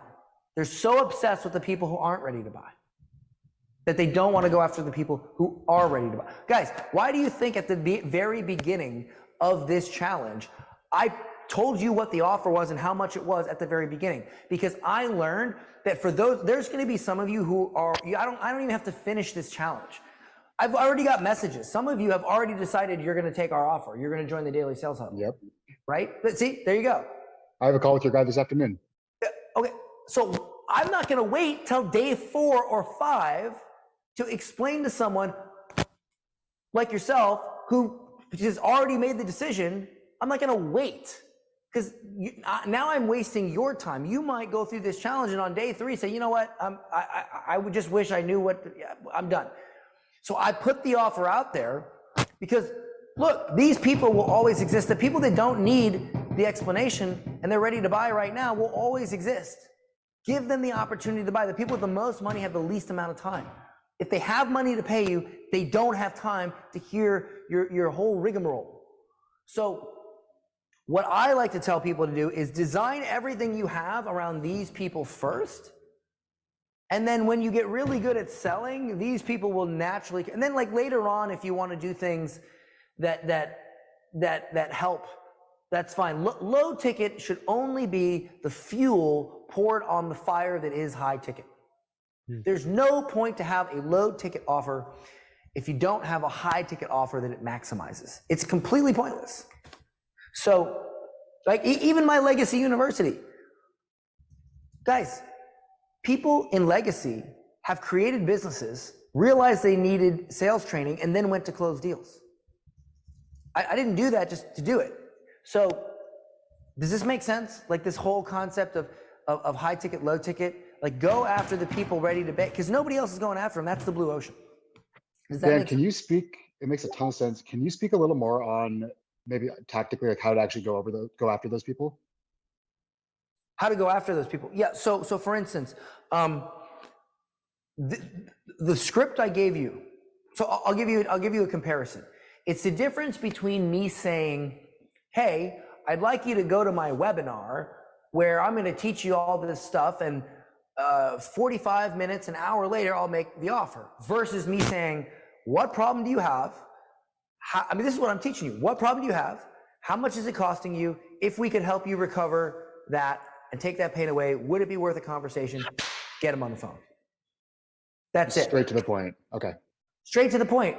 People who are ready to buy don't want to hear your BS. They just don't want to hear it. Got it. All right? Like, I'm serious. I'm serious. I even, I was at Grant Cardone's office and we were talking about webinars. And when I heard Grant say this, I was like, well, he gets it. He always pitches in the very first 30 seconds of his webinars. the first couple minutes, because he knows that the people who have the most money have the least amount of time. The people who are most able to pay you are not going to be around 45 minutes later. They're not going to be. Who here, say me, if you have a business that's making at least $500,000 a year. Does anybody have a business making at least $500,000 a year? Anybody? Okay, I see one. Who's that?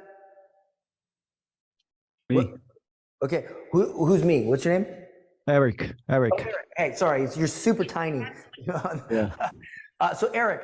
Almost 500, almost roughly. Okay, so Yeah, you a little make shy. a decent amount of money, right? Yeah. Okay, so how often do you spend watching 3-hour webinars? Never. No way. Exactly. Who here is making almost nothing? Anybody here? Anybody here starting out? Yes, Who's that? Steven. Steven, how many webinars have you watched? Tons, man. Listen, I'm not saying anything good or bad about either one of you. That's not the point. I'm not trying to say it's bad that you watch webinars. I'm not trying to say it's bad that you're starting out, because I was starting out at one point. Everybody's where they are, right? That's not what I'm saying. What I'm saying is that it's just a fact that when people have a lot of money to pay you, they have much less time than someone who has less money to pay you. It's just a fact, okay? It's just a fact. Why? Because when you don't have a lot of money, you're trying to figure out how to make money. So you go and consume a lot. Makes sense. When you have a lot of money, you don't have time to mess with that anymore. You already got to a certain point. So when you have a lot of money and you have a problem, you've realized by that point that the best business decision you can make is simply to pay to take that problem away.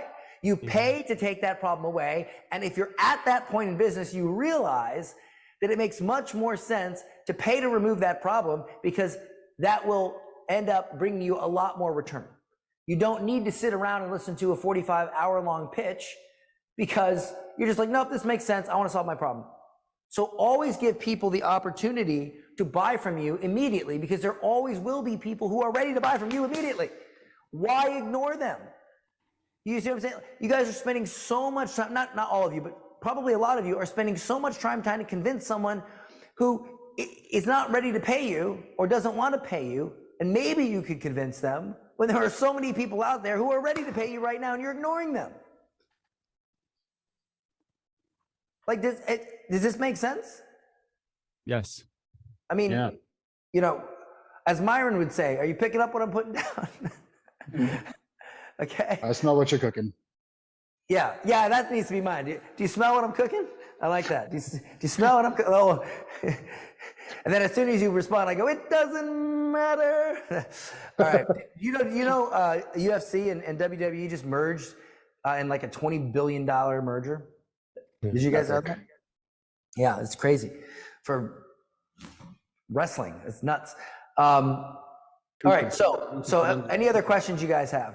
Yes, this is Eric. Can I ask a question? Yeah, absolutely, man. Okay, so here's the thing. I'm thinking now about, so what we sell sales training. We sell company sales training in the local markets in Israel, which is where I'm from. And this is not my main thing. I mean, I'm also invested in 2 SaaS startups. So people here know me because I had a sales company, and we had more than 100 people, reps at the peak, and then sold my part, and people know me. So my thoughts are now with people who don't know me as much, because I don't have that much time for prospecting. I do about 4 hours a day for cash flow in this business.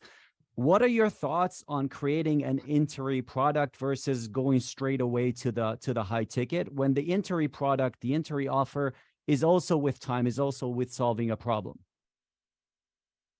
Can you, so I understand the question, can you rephrase that? Because there was, I mean, I understand who you serve in your market. It's Israeli business owners? Yes. Businesses in Israel, yeah.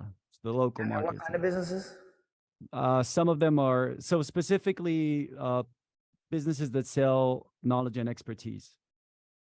Info products, coaches, okay. consulting business. And your niche is the Israeli market.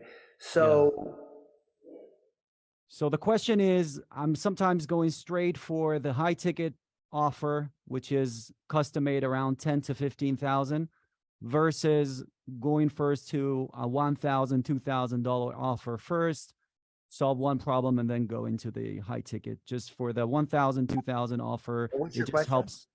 The question is, what are your thoughts on that? Because both have, merits and disadvantages. So when do you decide if to add an entry product, I guess? I don't. I mean, my cheapest product for the past 5 years was 10 grand. Like, the only exception to this is like a book. That's it. That's the only exception. But that's like that's like $10. I just don't see a reason to sell $1,000 product. Like, why would when I ask myself, like, why would I sell $1,000 product? Why?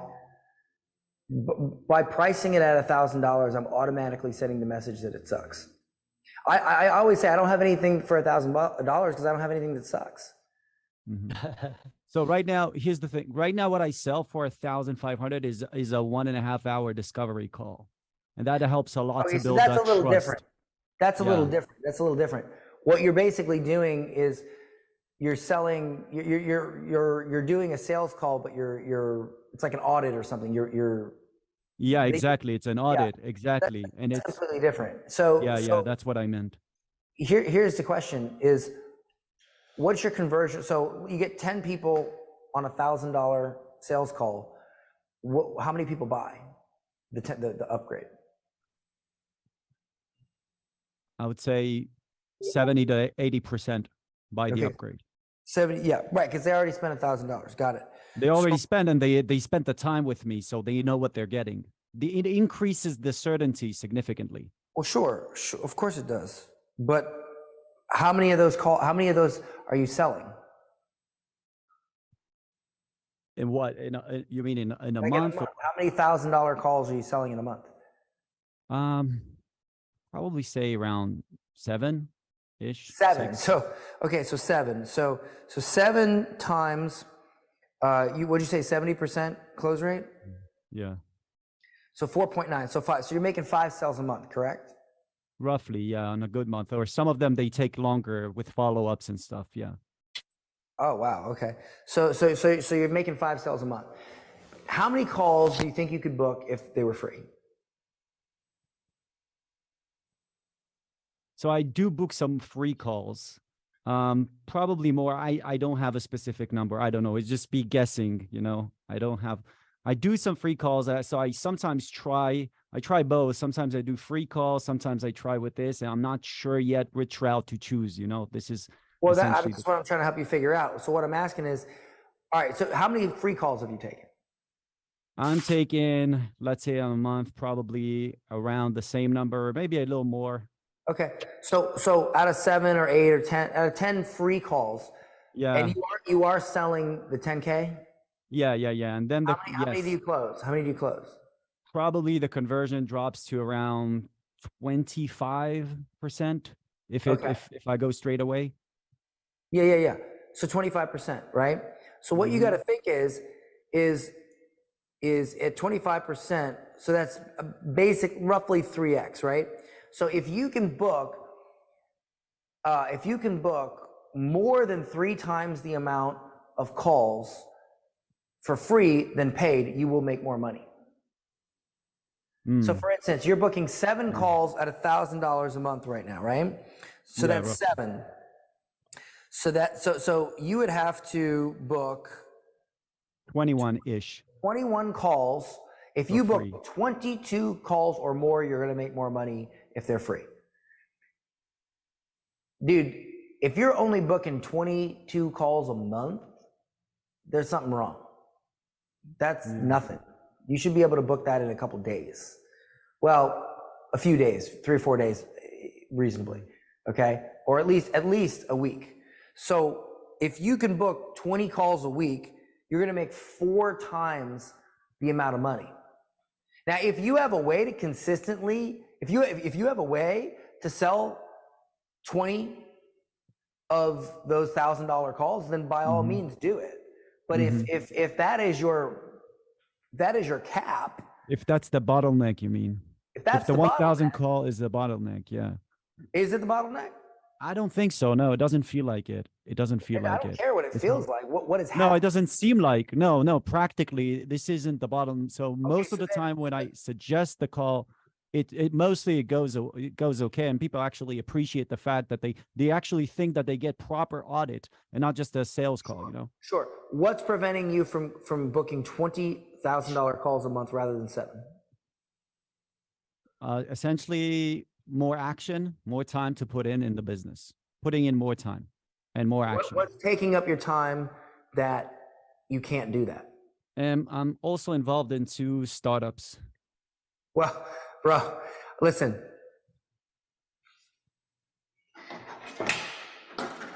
I'm just gonna do this real quick. I'll do it right here. So this is a circle, right? So here's your sales company, right? At this point, there's one thing occupying the circle. So how much of this circle is this occupying? Time-wise, What percentage? There's one thing in the circle. What's the percentage that this is currently in the circle? from my total time, you mean? If I say sales company and I put sales company in the circle and there's Yeah. only one item in the circle, then what percentage of the circle is taken up by that one item? If I understand your question, I would say 30% of my time No, goes it's to the it's 100 because it's one thing. So Okay, okay. right now you're 100%, but you Yeah. said you have 2 startups you're focused on. Not So focused, now- but involved, yeah. So now we've just split that in 3. So now this goes from 100 down to 33%. Correct. So you're giving 33% effort to your Yes. sales company, 33% effort to the other companies. Have you ever known anybody to achieve anything of greatness that gave only 33%? Very difficult. So essentially my plan, I'm using the sales company as a cash flow. Right, but remember when I went through the 4 stages of wealth? It sounds like you skipped to stage 4 far too soon. You didn't allow yourself to maximize 2 and 3. That's what happens when you try to. This is why I tell people not to invest so early, because now you get worried about stage 4. It distracts you from stage 2 and 3, and you don't have enough money to do anything substantial with stage 4 or enough time. Does that make sense? Yeah, I see what you're saying. I mean, look, I'm just being honest with you, right? So you either have to refocus on one thing, or you have to leverage other people's time more. You have to tap more into the second one. Yeah, I see. Stage 2. It's one or the other. Does that make Yeah. sense? Yeah, it does. Yeah, because dude, if you could you book? So could you, if you gave it more time and effort? Yeah, could you yeah. book Absolutely. $31,000 calls a month? Yes. Yeah, You I could could, book yes. way more. Yes. What's the number you could book? I could definitely book 20. With the time I'm putting in right now in this business, I'm putting in about 2 hours, 3 hours a day. I could probably book 20 calls. A month? I mean, 20 calls if I'll put more hours. Yeah, A if I'll month? put more time. Yeah, 20 month? calls. Yeah, a month. Okay, so so that's $20,000, right? Yeah. And so 20 times 0.7 is 14. What's your offer price? 10,000, or what's the average? I would say, yeah, 10. Probably, yeah, 10. So that's 140, that's $160,000 a month. What are you currently making with the offer? Around a little shy of 50, 35, 40, 50. Yeah. So 160 minus, what was the number that you're currently making? Say 40-ish, 40 40. plus. So your distraction, so how much do those other 2 companies make you monthly? Right now, they're, still building. So that None. distraction is costing you $120,000 a month. Yeah. Yeah. That distraction is costing you $120,000 per month. That is how you have to think about this. You just got to do the math, man. Yes. This is the difference At between. what point- Go ahead. My question is, so the money is not a problem for me right now. It's more at what stage, here's the question. At what stage, if you're going to new avenues, let's say you're going to SaaS or other fields or other areas, at what stage do you decide, okay, I'm willing to sacrifice, quote unquote, the distraction, the cost of distraction for what I'm trying to build for the future? I don't. because that's not what smart entrepreneurs do. I don't do that. So essentially, if I can help make this a little clearer, Dan, maybe like if I'm getting what you're putting down correctly, you're saying that you put 100% focus into whatever it is that you're concentrated on doing until it's to the point that it can run on its own without you having to put any focus into it. And Correct. then you move on to your next thing and you put 100% focus into that while that other thing is completely running on its own because it doesn't require any input from you anymore, right? Right, correct. That I call that the circle of focus. I can go through that a little bit tomorrow. Well, I kind of did it here, but that's the circle of focus because look, guys, here's the deal. Here's the deal. If you, it goes back to the 4 stages of wealth, right? You got to maximize each stage before you go to the next stage, with the exception of 3. But you still got to jump back into 2 to maximize 3. So if you look. Investing in SaaS companies, first of all, if I take extra cash and I invest it in something, I invest it passively. I don't invest it and my time.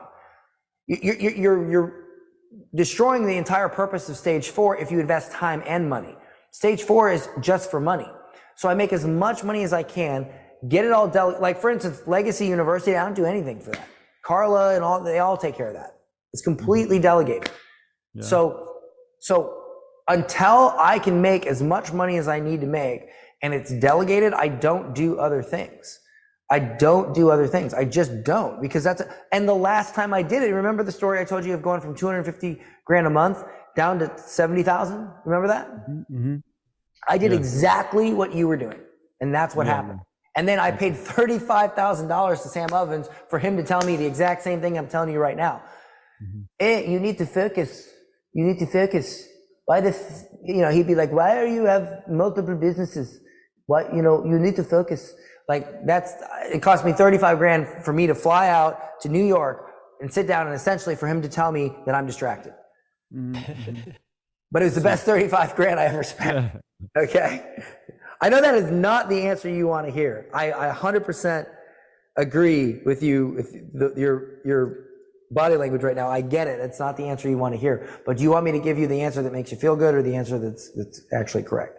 The one that makes me feel good. Okay, well, no. I'm offended. This is a non-safe safe space. So yeah. Okay, good. Thanks for that. Cool. I really do hope that helped. I'm giving you my honest. That helps. Yeah, for sure. That helps definitely. Yeah. Any other questions? Oh, so Katie just booked 2 more calls. Steven just got another call. You can spotlight me, Carla. Steven just got another call. Guys, if you just do the stuff, you just do the stuff, man. Focus. All right. Can you do one more quick question, Dan? Sure. If for the high ticket people, most of the high ticket people I meet, they don't want to be thrown into my group coaching because of that. They want faster, they just don't have time for even group coaching. So is it such a thing that like I need to send out a big email to my list to book calls today? So is it that you're saying like send out the email, get them on the phone, and if it's the 5,000 person, great, or if it's more than that, and just sell them that particular package while I just have them on the phone, correct? Because they just they want my time and that's it. They're not going to make time to go to a group situation. Well, I prefer to sell them what was best for them on the call anyway. But a lot of this comes to, all right, so getting them to buy is also getting them to buy in, right? So what do you sell? What problem?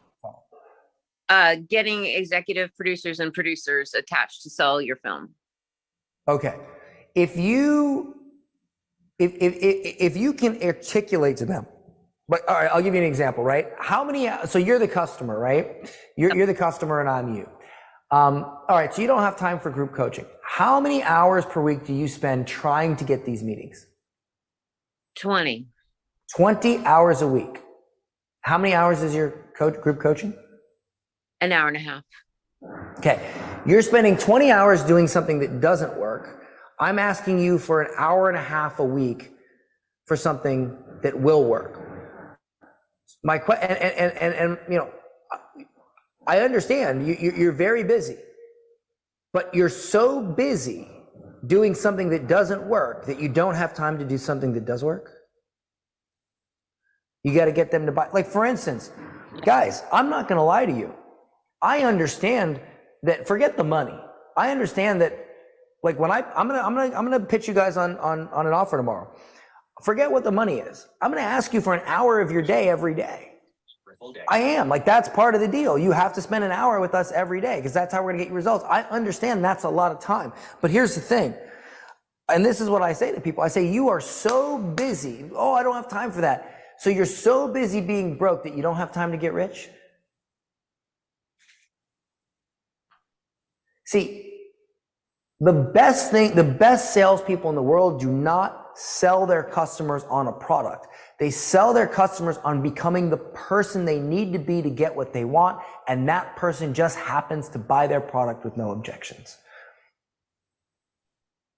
For instance, I'll give you an example. Okay, so if you're an atheist, right, and I say, come to church with me, who's going to be easier to get to go to church? The atheist or the Christian? Who's going to say yes easier? Christian. What's the difference between, okay, so what is the difference between the atheist and the Christian? What is the one thing that is different between the atheist and the Christian? Believe in God. Belief in God. So, do I need to get the atheist to come to church, or do I first need to get them at least to be open to the idea of believing in God? Open to the idea. People that believe in God, at least they're supposed to, what do they do naturally as a part of believing God? What do they do? Every Sunday. Pray, go to church. Right. Exactly. So it's sort of like, to give you another example, if you were Muslim, right? If I don't have to convince you to pray 5 times a day, because if you believe in the Muslim religion, you understand that you know, that is what Allah demands of you. So you do it. Nobody has to convince you to do it. You just do it because that's what part of being a Muslim is. You don't eat pork because that's just part of being Muslim. You don't consume interest. You don't eat food that certain foods, like, you just don't do these things because that's part of being Muslim. So do you sell them on praying? Do you sell them on eating certain types of food? Do you sell them on all that, or do you sell them on being Muslim? Right. Do you get what I'm saying? So when you can properly sell your customer on the identity that you need to be, that they need to be, you don't have to sell them on anything else. So for instance, the best companies in the world do not find their ideal customer, they create their ideal customer. Look at Apple. Think bigger. Think different. Yep. Apple did not sell computers. They sold a way for artists, creatives, video editors, and graphics designers to express themselves. What is one of the fastest growing gyms in the United States that barely has any gym equipment? Can anybody name it? Peloton. P90X a few while back. Planet Fitness. What? No. I didn't say people that don't work out. I said barely any equipment. CrossFit? CrossFit, exactly. They have like a couple kettlebells. That's their gym, right? CrossFit. So here's the thing. Does CrossFit sell a gym membership to CrossFit? Is that what they really sell? No. They sell you on becoming a CrossFitter. What is the only gym that a CrossFitter goes to? CrossFit gym. CrossFit gym. So do they focus on selling you the gym or the concept of being a CrossFitter? You see what I'm saying? Yeah. Okay. Yeah. This is what you have to understand. So this objection you're having, it's not about that. It's about you show them the path of what, look, if I were to come on here and I didn't talk to any of you guys and we didn't do this whole thing and I just said, my coaching's an hour a day and it's $60,000 and that was it. Yep. You guys might be like, wait, what? But see, I'm showing you, look, I'm going to be honest with you. I'm going to have Phil come on either tomorrow or Thursday. Phil is going to show you what a 9-figure corporate sales team looks like. Okay. You know what it looks like? It looks like daily sales meetings. He's going to go deep. It looks like daily sales meetings. It looks like everything I shared in that sheet earlier. Daily accountability, daily coaching, daily. So let me ask you this, guys. Let's say you learn to box, right? You learn to box and in 90 days, you got to fight another boxer that also just learned to box. Your coach trains you once a week. Their coach trains them every day. Who wins the fight? You or them? Let me hear it. Who wins the fight? You or them? Me. You win the fight. You're training once a week. They're training once I'm sorry, backwards. They do. Sorry. They win the fight. They win the fight. They win the fight. So if you go out, how many of your competitors do you think honestly is training sales every day? Honestly. Okay. So what happens if you do it every day? What happens if you have help building your business every single day and your competitors don't? Who do you think is going to win? I will. Okay. So I'm not selling you on the daily sales huddle. I'm showing you what you want to be a millionaire. This is what millionaires do. They do what they do. They don't do what they like. They don't do what entertains them. They do what needs to be done.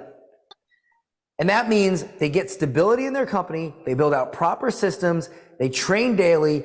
They get to a point where they can recruit elite level salespeople. Then they recruit them. They get managed properly. They scale. That's what it looks like.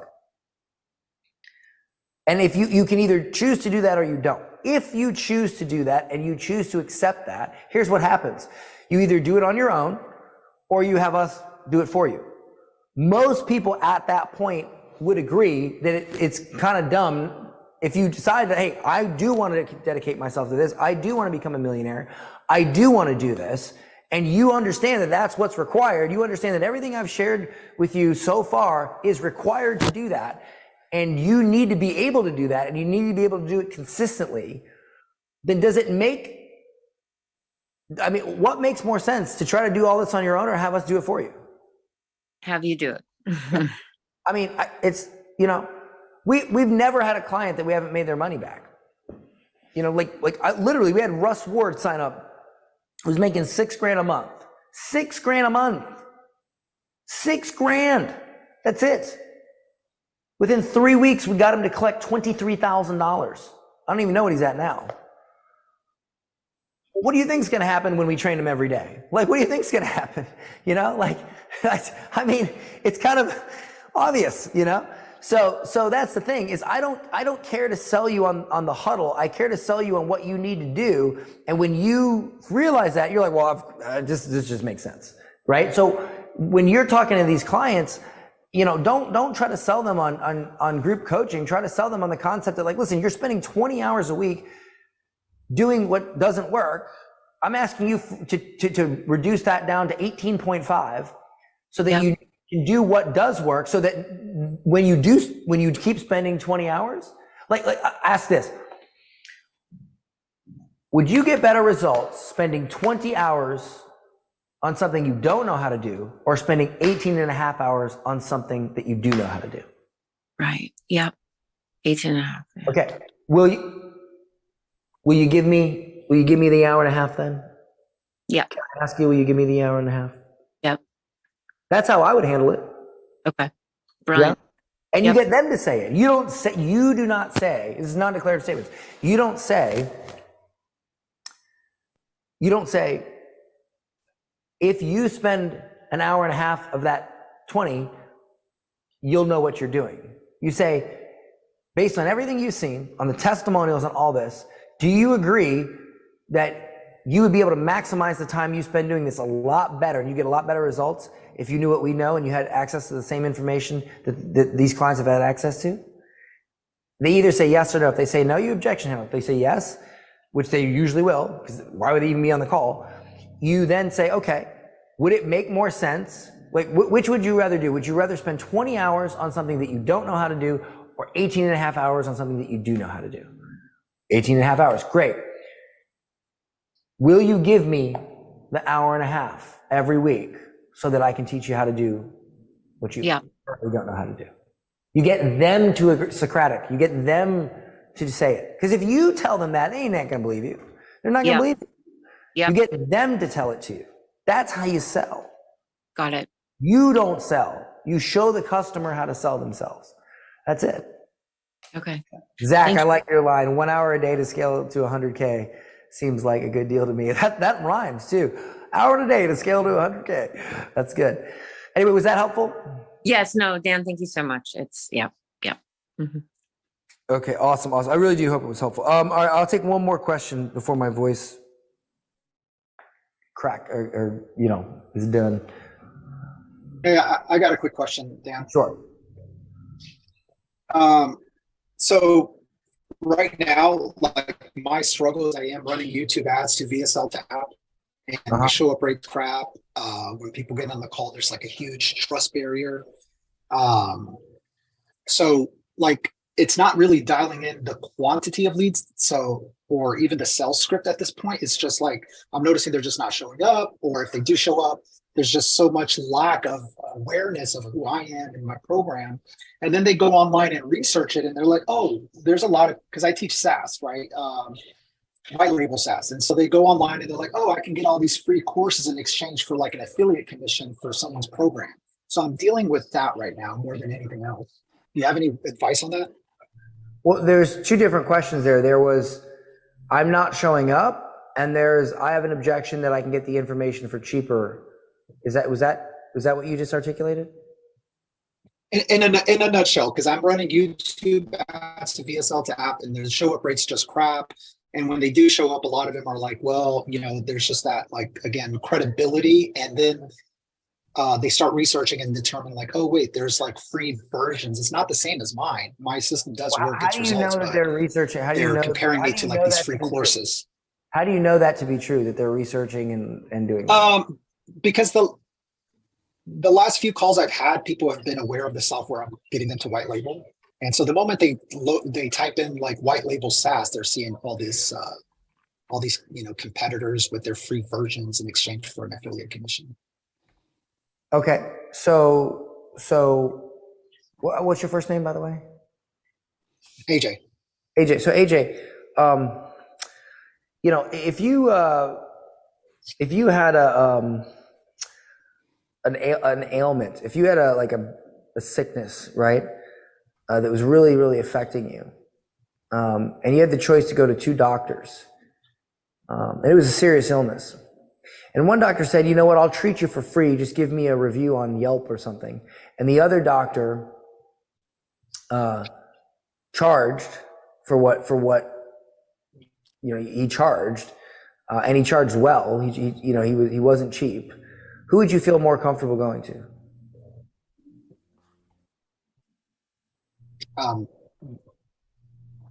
The not cheap one. Right, and why is that?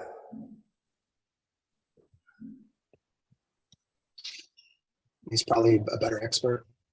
So if it's cheap, it must not be good, right? Because if it was good, why would it be cheap? If you're the cheapest, nobody expects you to be the best. If you're the best, nobody expects you to be the cheapest. So when it comes to building your SaaS or whatever it is, do you want the cheapest or do you want the best? Have you ever said anything like that? Yeah. Okay. Along those lines, I use different analogies. But yeah, like I still doesn't like address the show up rate and Sure. Well, there was two separate questions. There was resolve that. Yeah, absolutely, 100%. But yeah, you're right. You're right.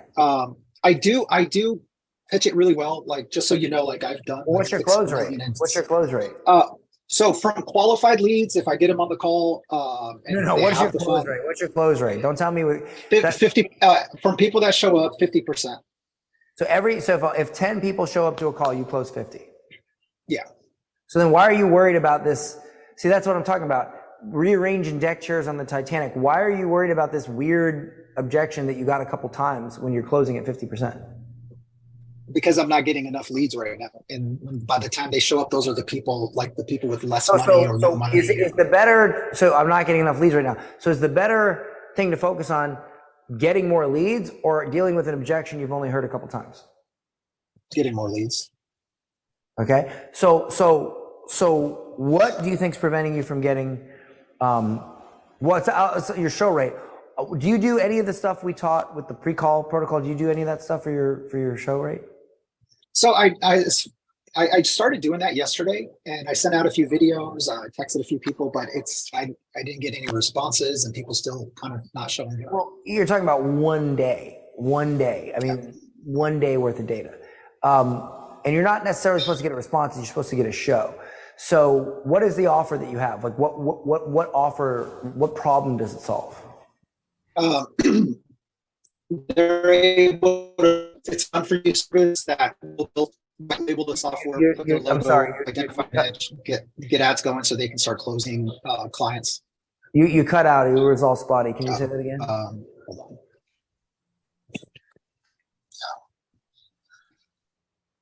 What is your offer? Can you hear me? Yes. What is your offer? Hello? Yes.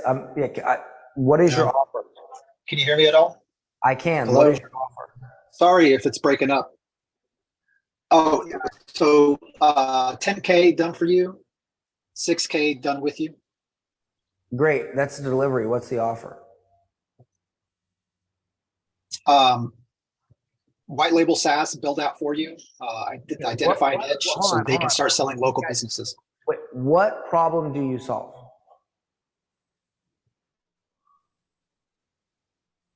Help them start an online business. They're struggling with making money online. That's not a problem. That's an ideal situation. What problem do you solve? Not having to figure out the tech stuff, the marketing stuff. That is an ideal situation. What creating revenue for this business model? Okay, so you don't understand what problem you solve. That why do you? Well, help me out. Help me out. Well, I can't possibly know that. I'm not a psychic. I'm asking you what problem you solve, not what ideal situation you want them to have. Yeah. What problem do you solve? So I solve the problem of lost sales. What problem do you solve? I mean, realistically, it comes down to like this problem of their financial freedom, right? Lack of. Okay, so are they looking to create a SaaS? They're looking to make money online. I introduce them to SaaS. Okay, this is one reason why you might be struggling. Is look, you're basically taking you're in BizOp, right? All leads in BizOp are unqualified. All leads in BizOp are unqualified. There's no such thing as a qualified lead in BizOp. You're taking someone who has no buy-in, no commitment to a given path. You're trying to convince them of the path, and then you're trying to convince them to pay you to help them take the path. That is a lot. It's a lot going on there. Okay, so it takes extra. And I don't like BizOp personally. I don't. I like solving problems that people have, not problems that they could have, right? Problems that they have. But that's just me. And I did sell BizOp for a while. But you're saying that you sell them on how to create a SaaS. Is that correct? How to white label SaaS, yeah. Okay, how to white label a SaaS. So is there a reason that you're not going after people who already have a white labeled SaaS and are having trouble like making money with it? Yeah, so those I've gotten on calls with people that do SaaS or had agencies because this is local businesses you're going after, and the friction and the resistance is just so high. Like I've just noticed, like they're like, well, no, I already have this SaaS or I already do SaaS, so they're looking for more like, I guess, just how to sell it, which I provide in my training, but for some reason that friction is just too high. They seem to have a lot of awareness. And they're like, well, at this price point, I'd rather just continue doing what I'm doing or get the free course. So I've noticed I have a harder time selling people more aware of the SaaS model, more aware or using it already. So and I do complete beginners. Can I be honest with you? I feel a certain lack of clarity from you around what you sell and what problems you solve. Have you ever felt like you kind of don't quite understand how to articulate your offer? I mean, in a way, yes. So just to give you some quick backdrop, I did used to teach dropship e-commerce. I mean, I was a multiple 2 Comma Club award winner. So I taught the BizOps space really Just so you well. understand, a 2 but- Comma Club award to me, we all know that 2 Comma Club awards literally have no value. Like that doesn't mean that you have your offer figured out. I can name you 22 Comma Club award winners right now who don't know jack shit about marketing or sales. So that, like, you can't, let's just make sure we don't take that and make it a benchmark, right? Because it's what I'm asking you is, if you don't know how to, if you don't know what you sell, your customers can't know what you sell, right? And I still don't quite know what you sell. So that I think is more the issue. A confused mind can't make a decision. A confused mind can't make a decision. So I sold BizOp, and I sold it. I made 10 million with BizOp, but I was ultra clear on the path.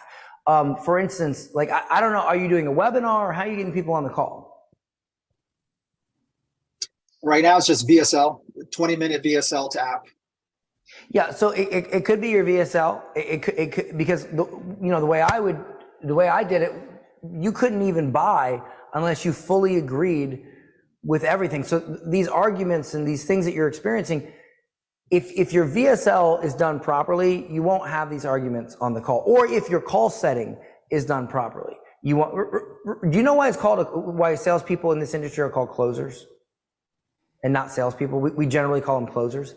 Is because a sales call is not, you're closing. The selling happens before the call in most cases. The closing happens on the call, okay? So selling is the art of convincing someone to buy something.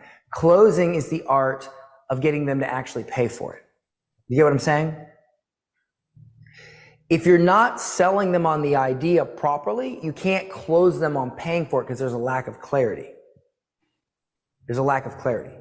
So what I would probably do if I were you, because I can't give you specific advice because I'd have to know 10 times, 100 times more about what's going on to fix this. But here's what I can tell you that you can figure it out for yourself. How many leads do you have? Do you have like at least a few hundred leads that have opted in for this VSL? Yeah, I've had like 2,000 in the past month. Okay, have you ever sent an email that says, hey, I noticed you opted in, but you didn't book a call, right? Or you booked a call, but you didn't show, whatever. I'd really love to improve my business and my marketing. And I'd love to have your opinion. I'd love for you to tell me a piece of your mind. Can you tell me the biggest reasons why you didn't book a call? You get those responses. I've not done that, yeah. Okay, that right there is the secret. If you want to know one thing on how to make a great offer, that is the secret. Didn't buy surveys. Okay, that is my secret weapon. Because we can go, this is all BS. We can go back and forth. I can guess, you can guess, we can go back and forth. But until you have hundreds of responses from your clients telling you exactly how they feel, and then you organize those responses by frequency, and then you take that and you just address all of that in your marketing, that is what's going to get you more qualified leads that have a higher certainty. That is all that stuff that's happening, that will begin going away when you do that process. That is what you should do, in my opinion, because that's what I've done every time I've had because I've had the exact, I know it's frustrating. I've had the exact, because you're like, I have a great offer. I don't know why these people are like this. I 100% can relate to you, and I've had that happen. And every time I fixed it by sending out a didn't buy survey so that I understand from the customer what they're thinking and what they're feeling. Does that make sense? A quick question, one last question. I do ask for feedback when I get on sales calls and they tell me no, but I haven't been getting any feedback. Like, I'll literally text them or try to call them, but they're just refusing to even. Okay, but that's not the same as, because it's uncomfortable, man. It's uncomfortable to ask somebody why they didn't buy on a phone call. You send them an anonymous, you say, hey, I'm taking anonymous feedback. This is your chance to tell me off. Go fill out this form. It's a lot easier. It's a lot easier. You know, and people always want to give you a piece of their mind, but they don't want to do it to your face. They will be far more, people are far more honest when they have anonymity. Did I say that right? When they can be anonymous. People are far more honest when they can be anonymous than when they're direct face to face. So that's not going to work. Does that make sense? Yes, absolutely, 100%. Yeah, So you think, based on what you just know, you think maybe it's a VSL issue that I'm not clarifying or making it clear that my messaging and my offer before the sales call? If you've never asked your audience systematically why they're not buying, then it's 100%. That's the issue. That right there is the issue. I've never created $1 million offer that I haven't substantially asked my audience what they're thinking or feeling as I'm trying to sell it to them. I've never had it. I've never had it. Never, ever. And I'm good at what I do. Like, I'm really good. Would you consider me, just to be fair, would you consider me to have a lot more experience and a lot more skill at creating offers than the average person, or perhaps yourself? Sure. Yes. Okay, but I still have to do it. So if I still have to do it, you definitely have to do it, given the same position. So I can only give you the answer that I know to be correct, and that's you got to run these surveys. Is anybody here in my DMC program that actually did that process, or any of my programs or anything? Is anybody here on the call that's gone through that process? Manny, you've gone through that process. How did that work for you? Did it fix the issue? It says awesome. Manny, awesome. Can you turn your mic on, Manny?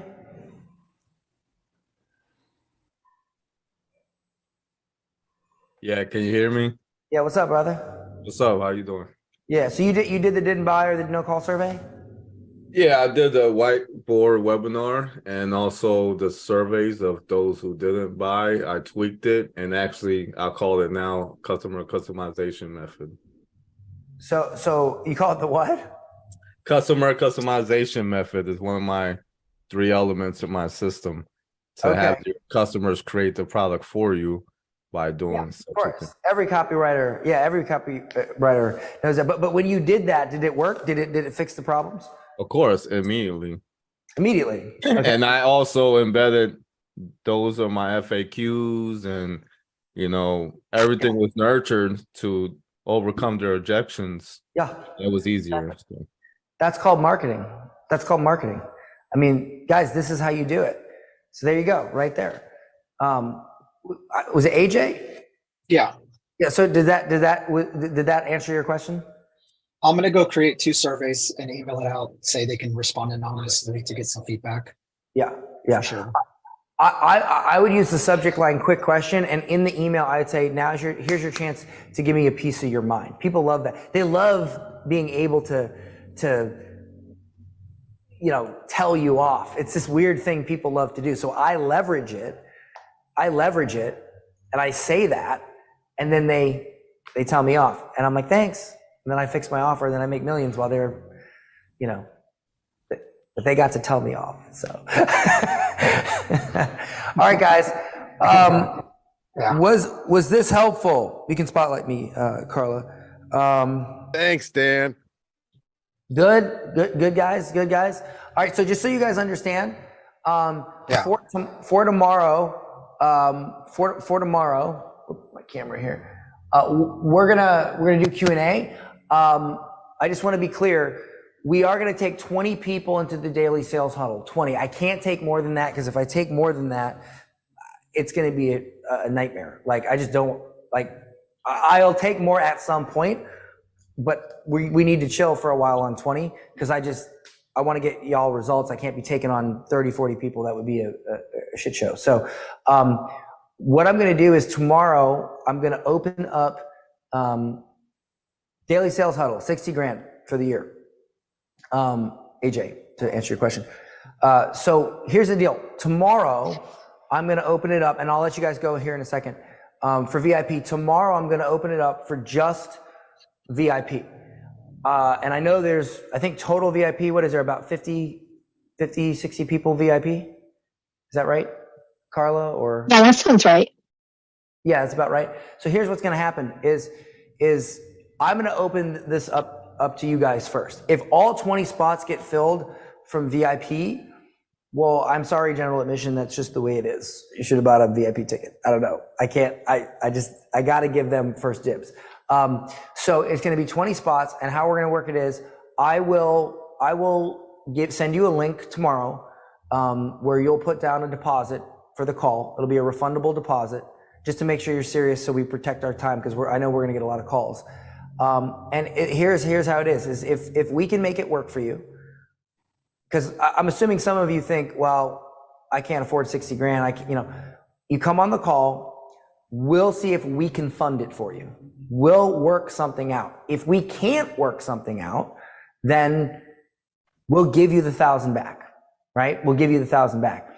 And so, if we can work it out, wouldn't you want us to be the guys that show you and your sales team how to do that?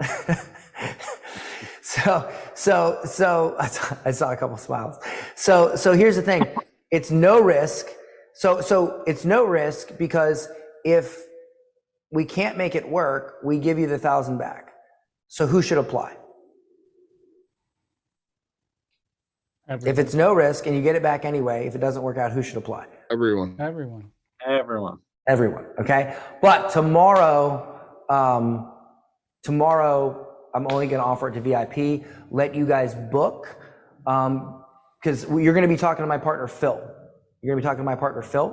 Who also you're going to hear from tomorrow as well on his experience. Because what's interesting about Phil is he's not an internet marketer. And it's funny, we have these discussions sometimes, because he used to run 9-figure corporate sales teams.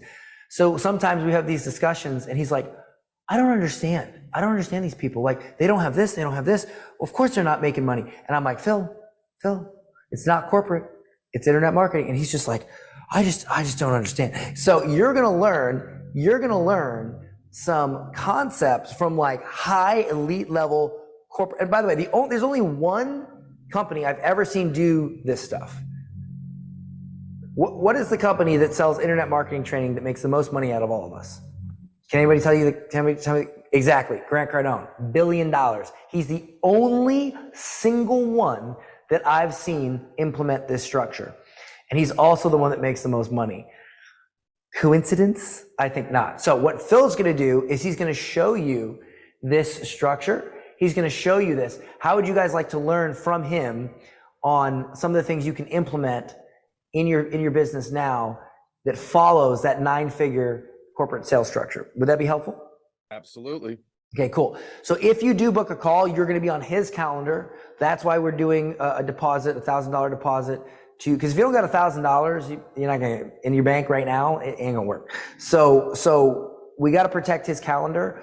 So I'll offer VIP that tomorrow. Get his calendar filled up, and then if there's any space left, we'll offer it to general admission on Thursday. Does that sound fair? Did I give you guys first dibs? Yep. Yes. Okay. I know you guys are all tired. I'm tired too. I don't know why I go too long. All right. Tomorrow is why.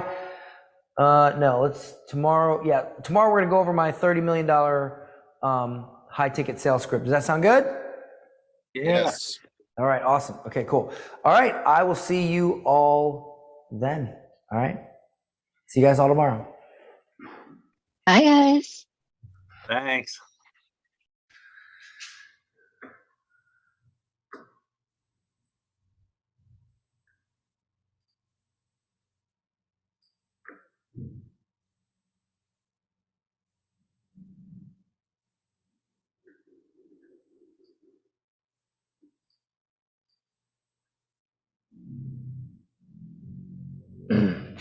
Carl, are you still on?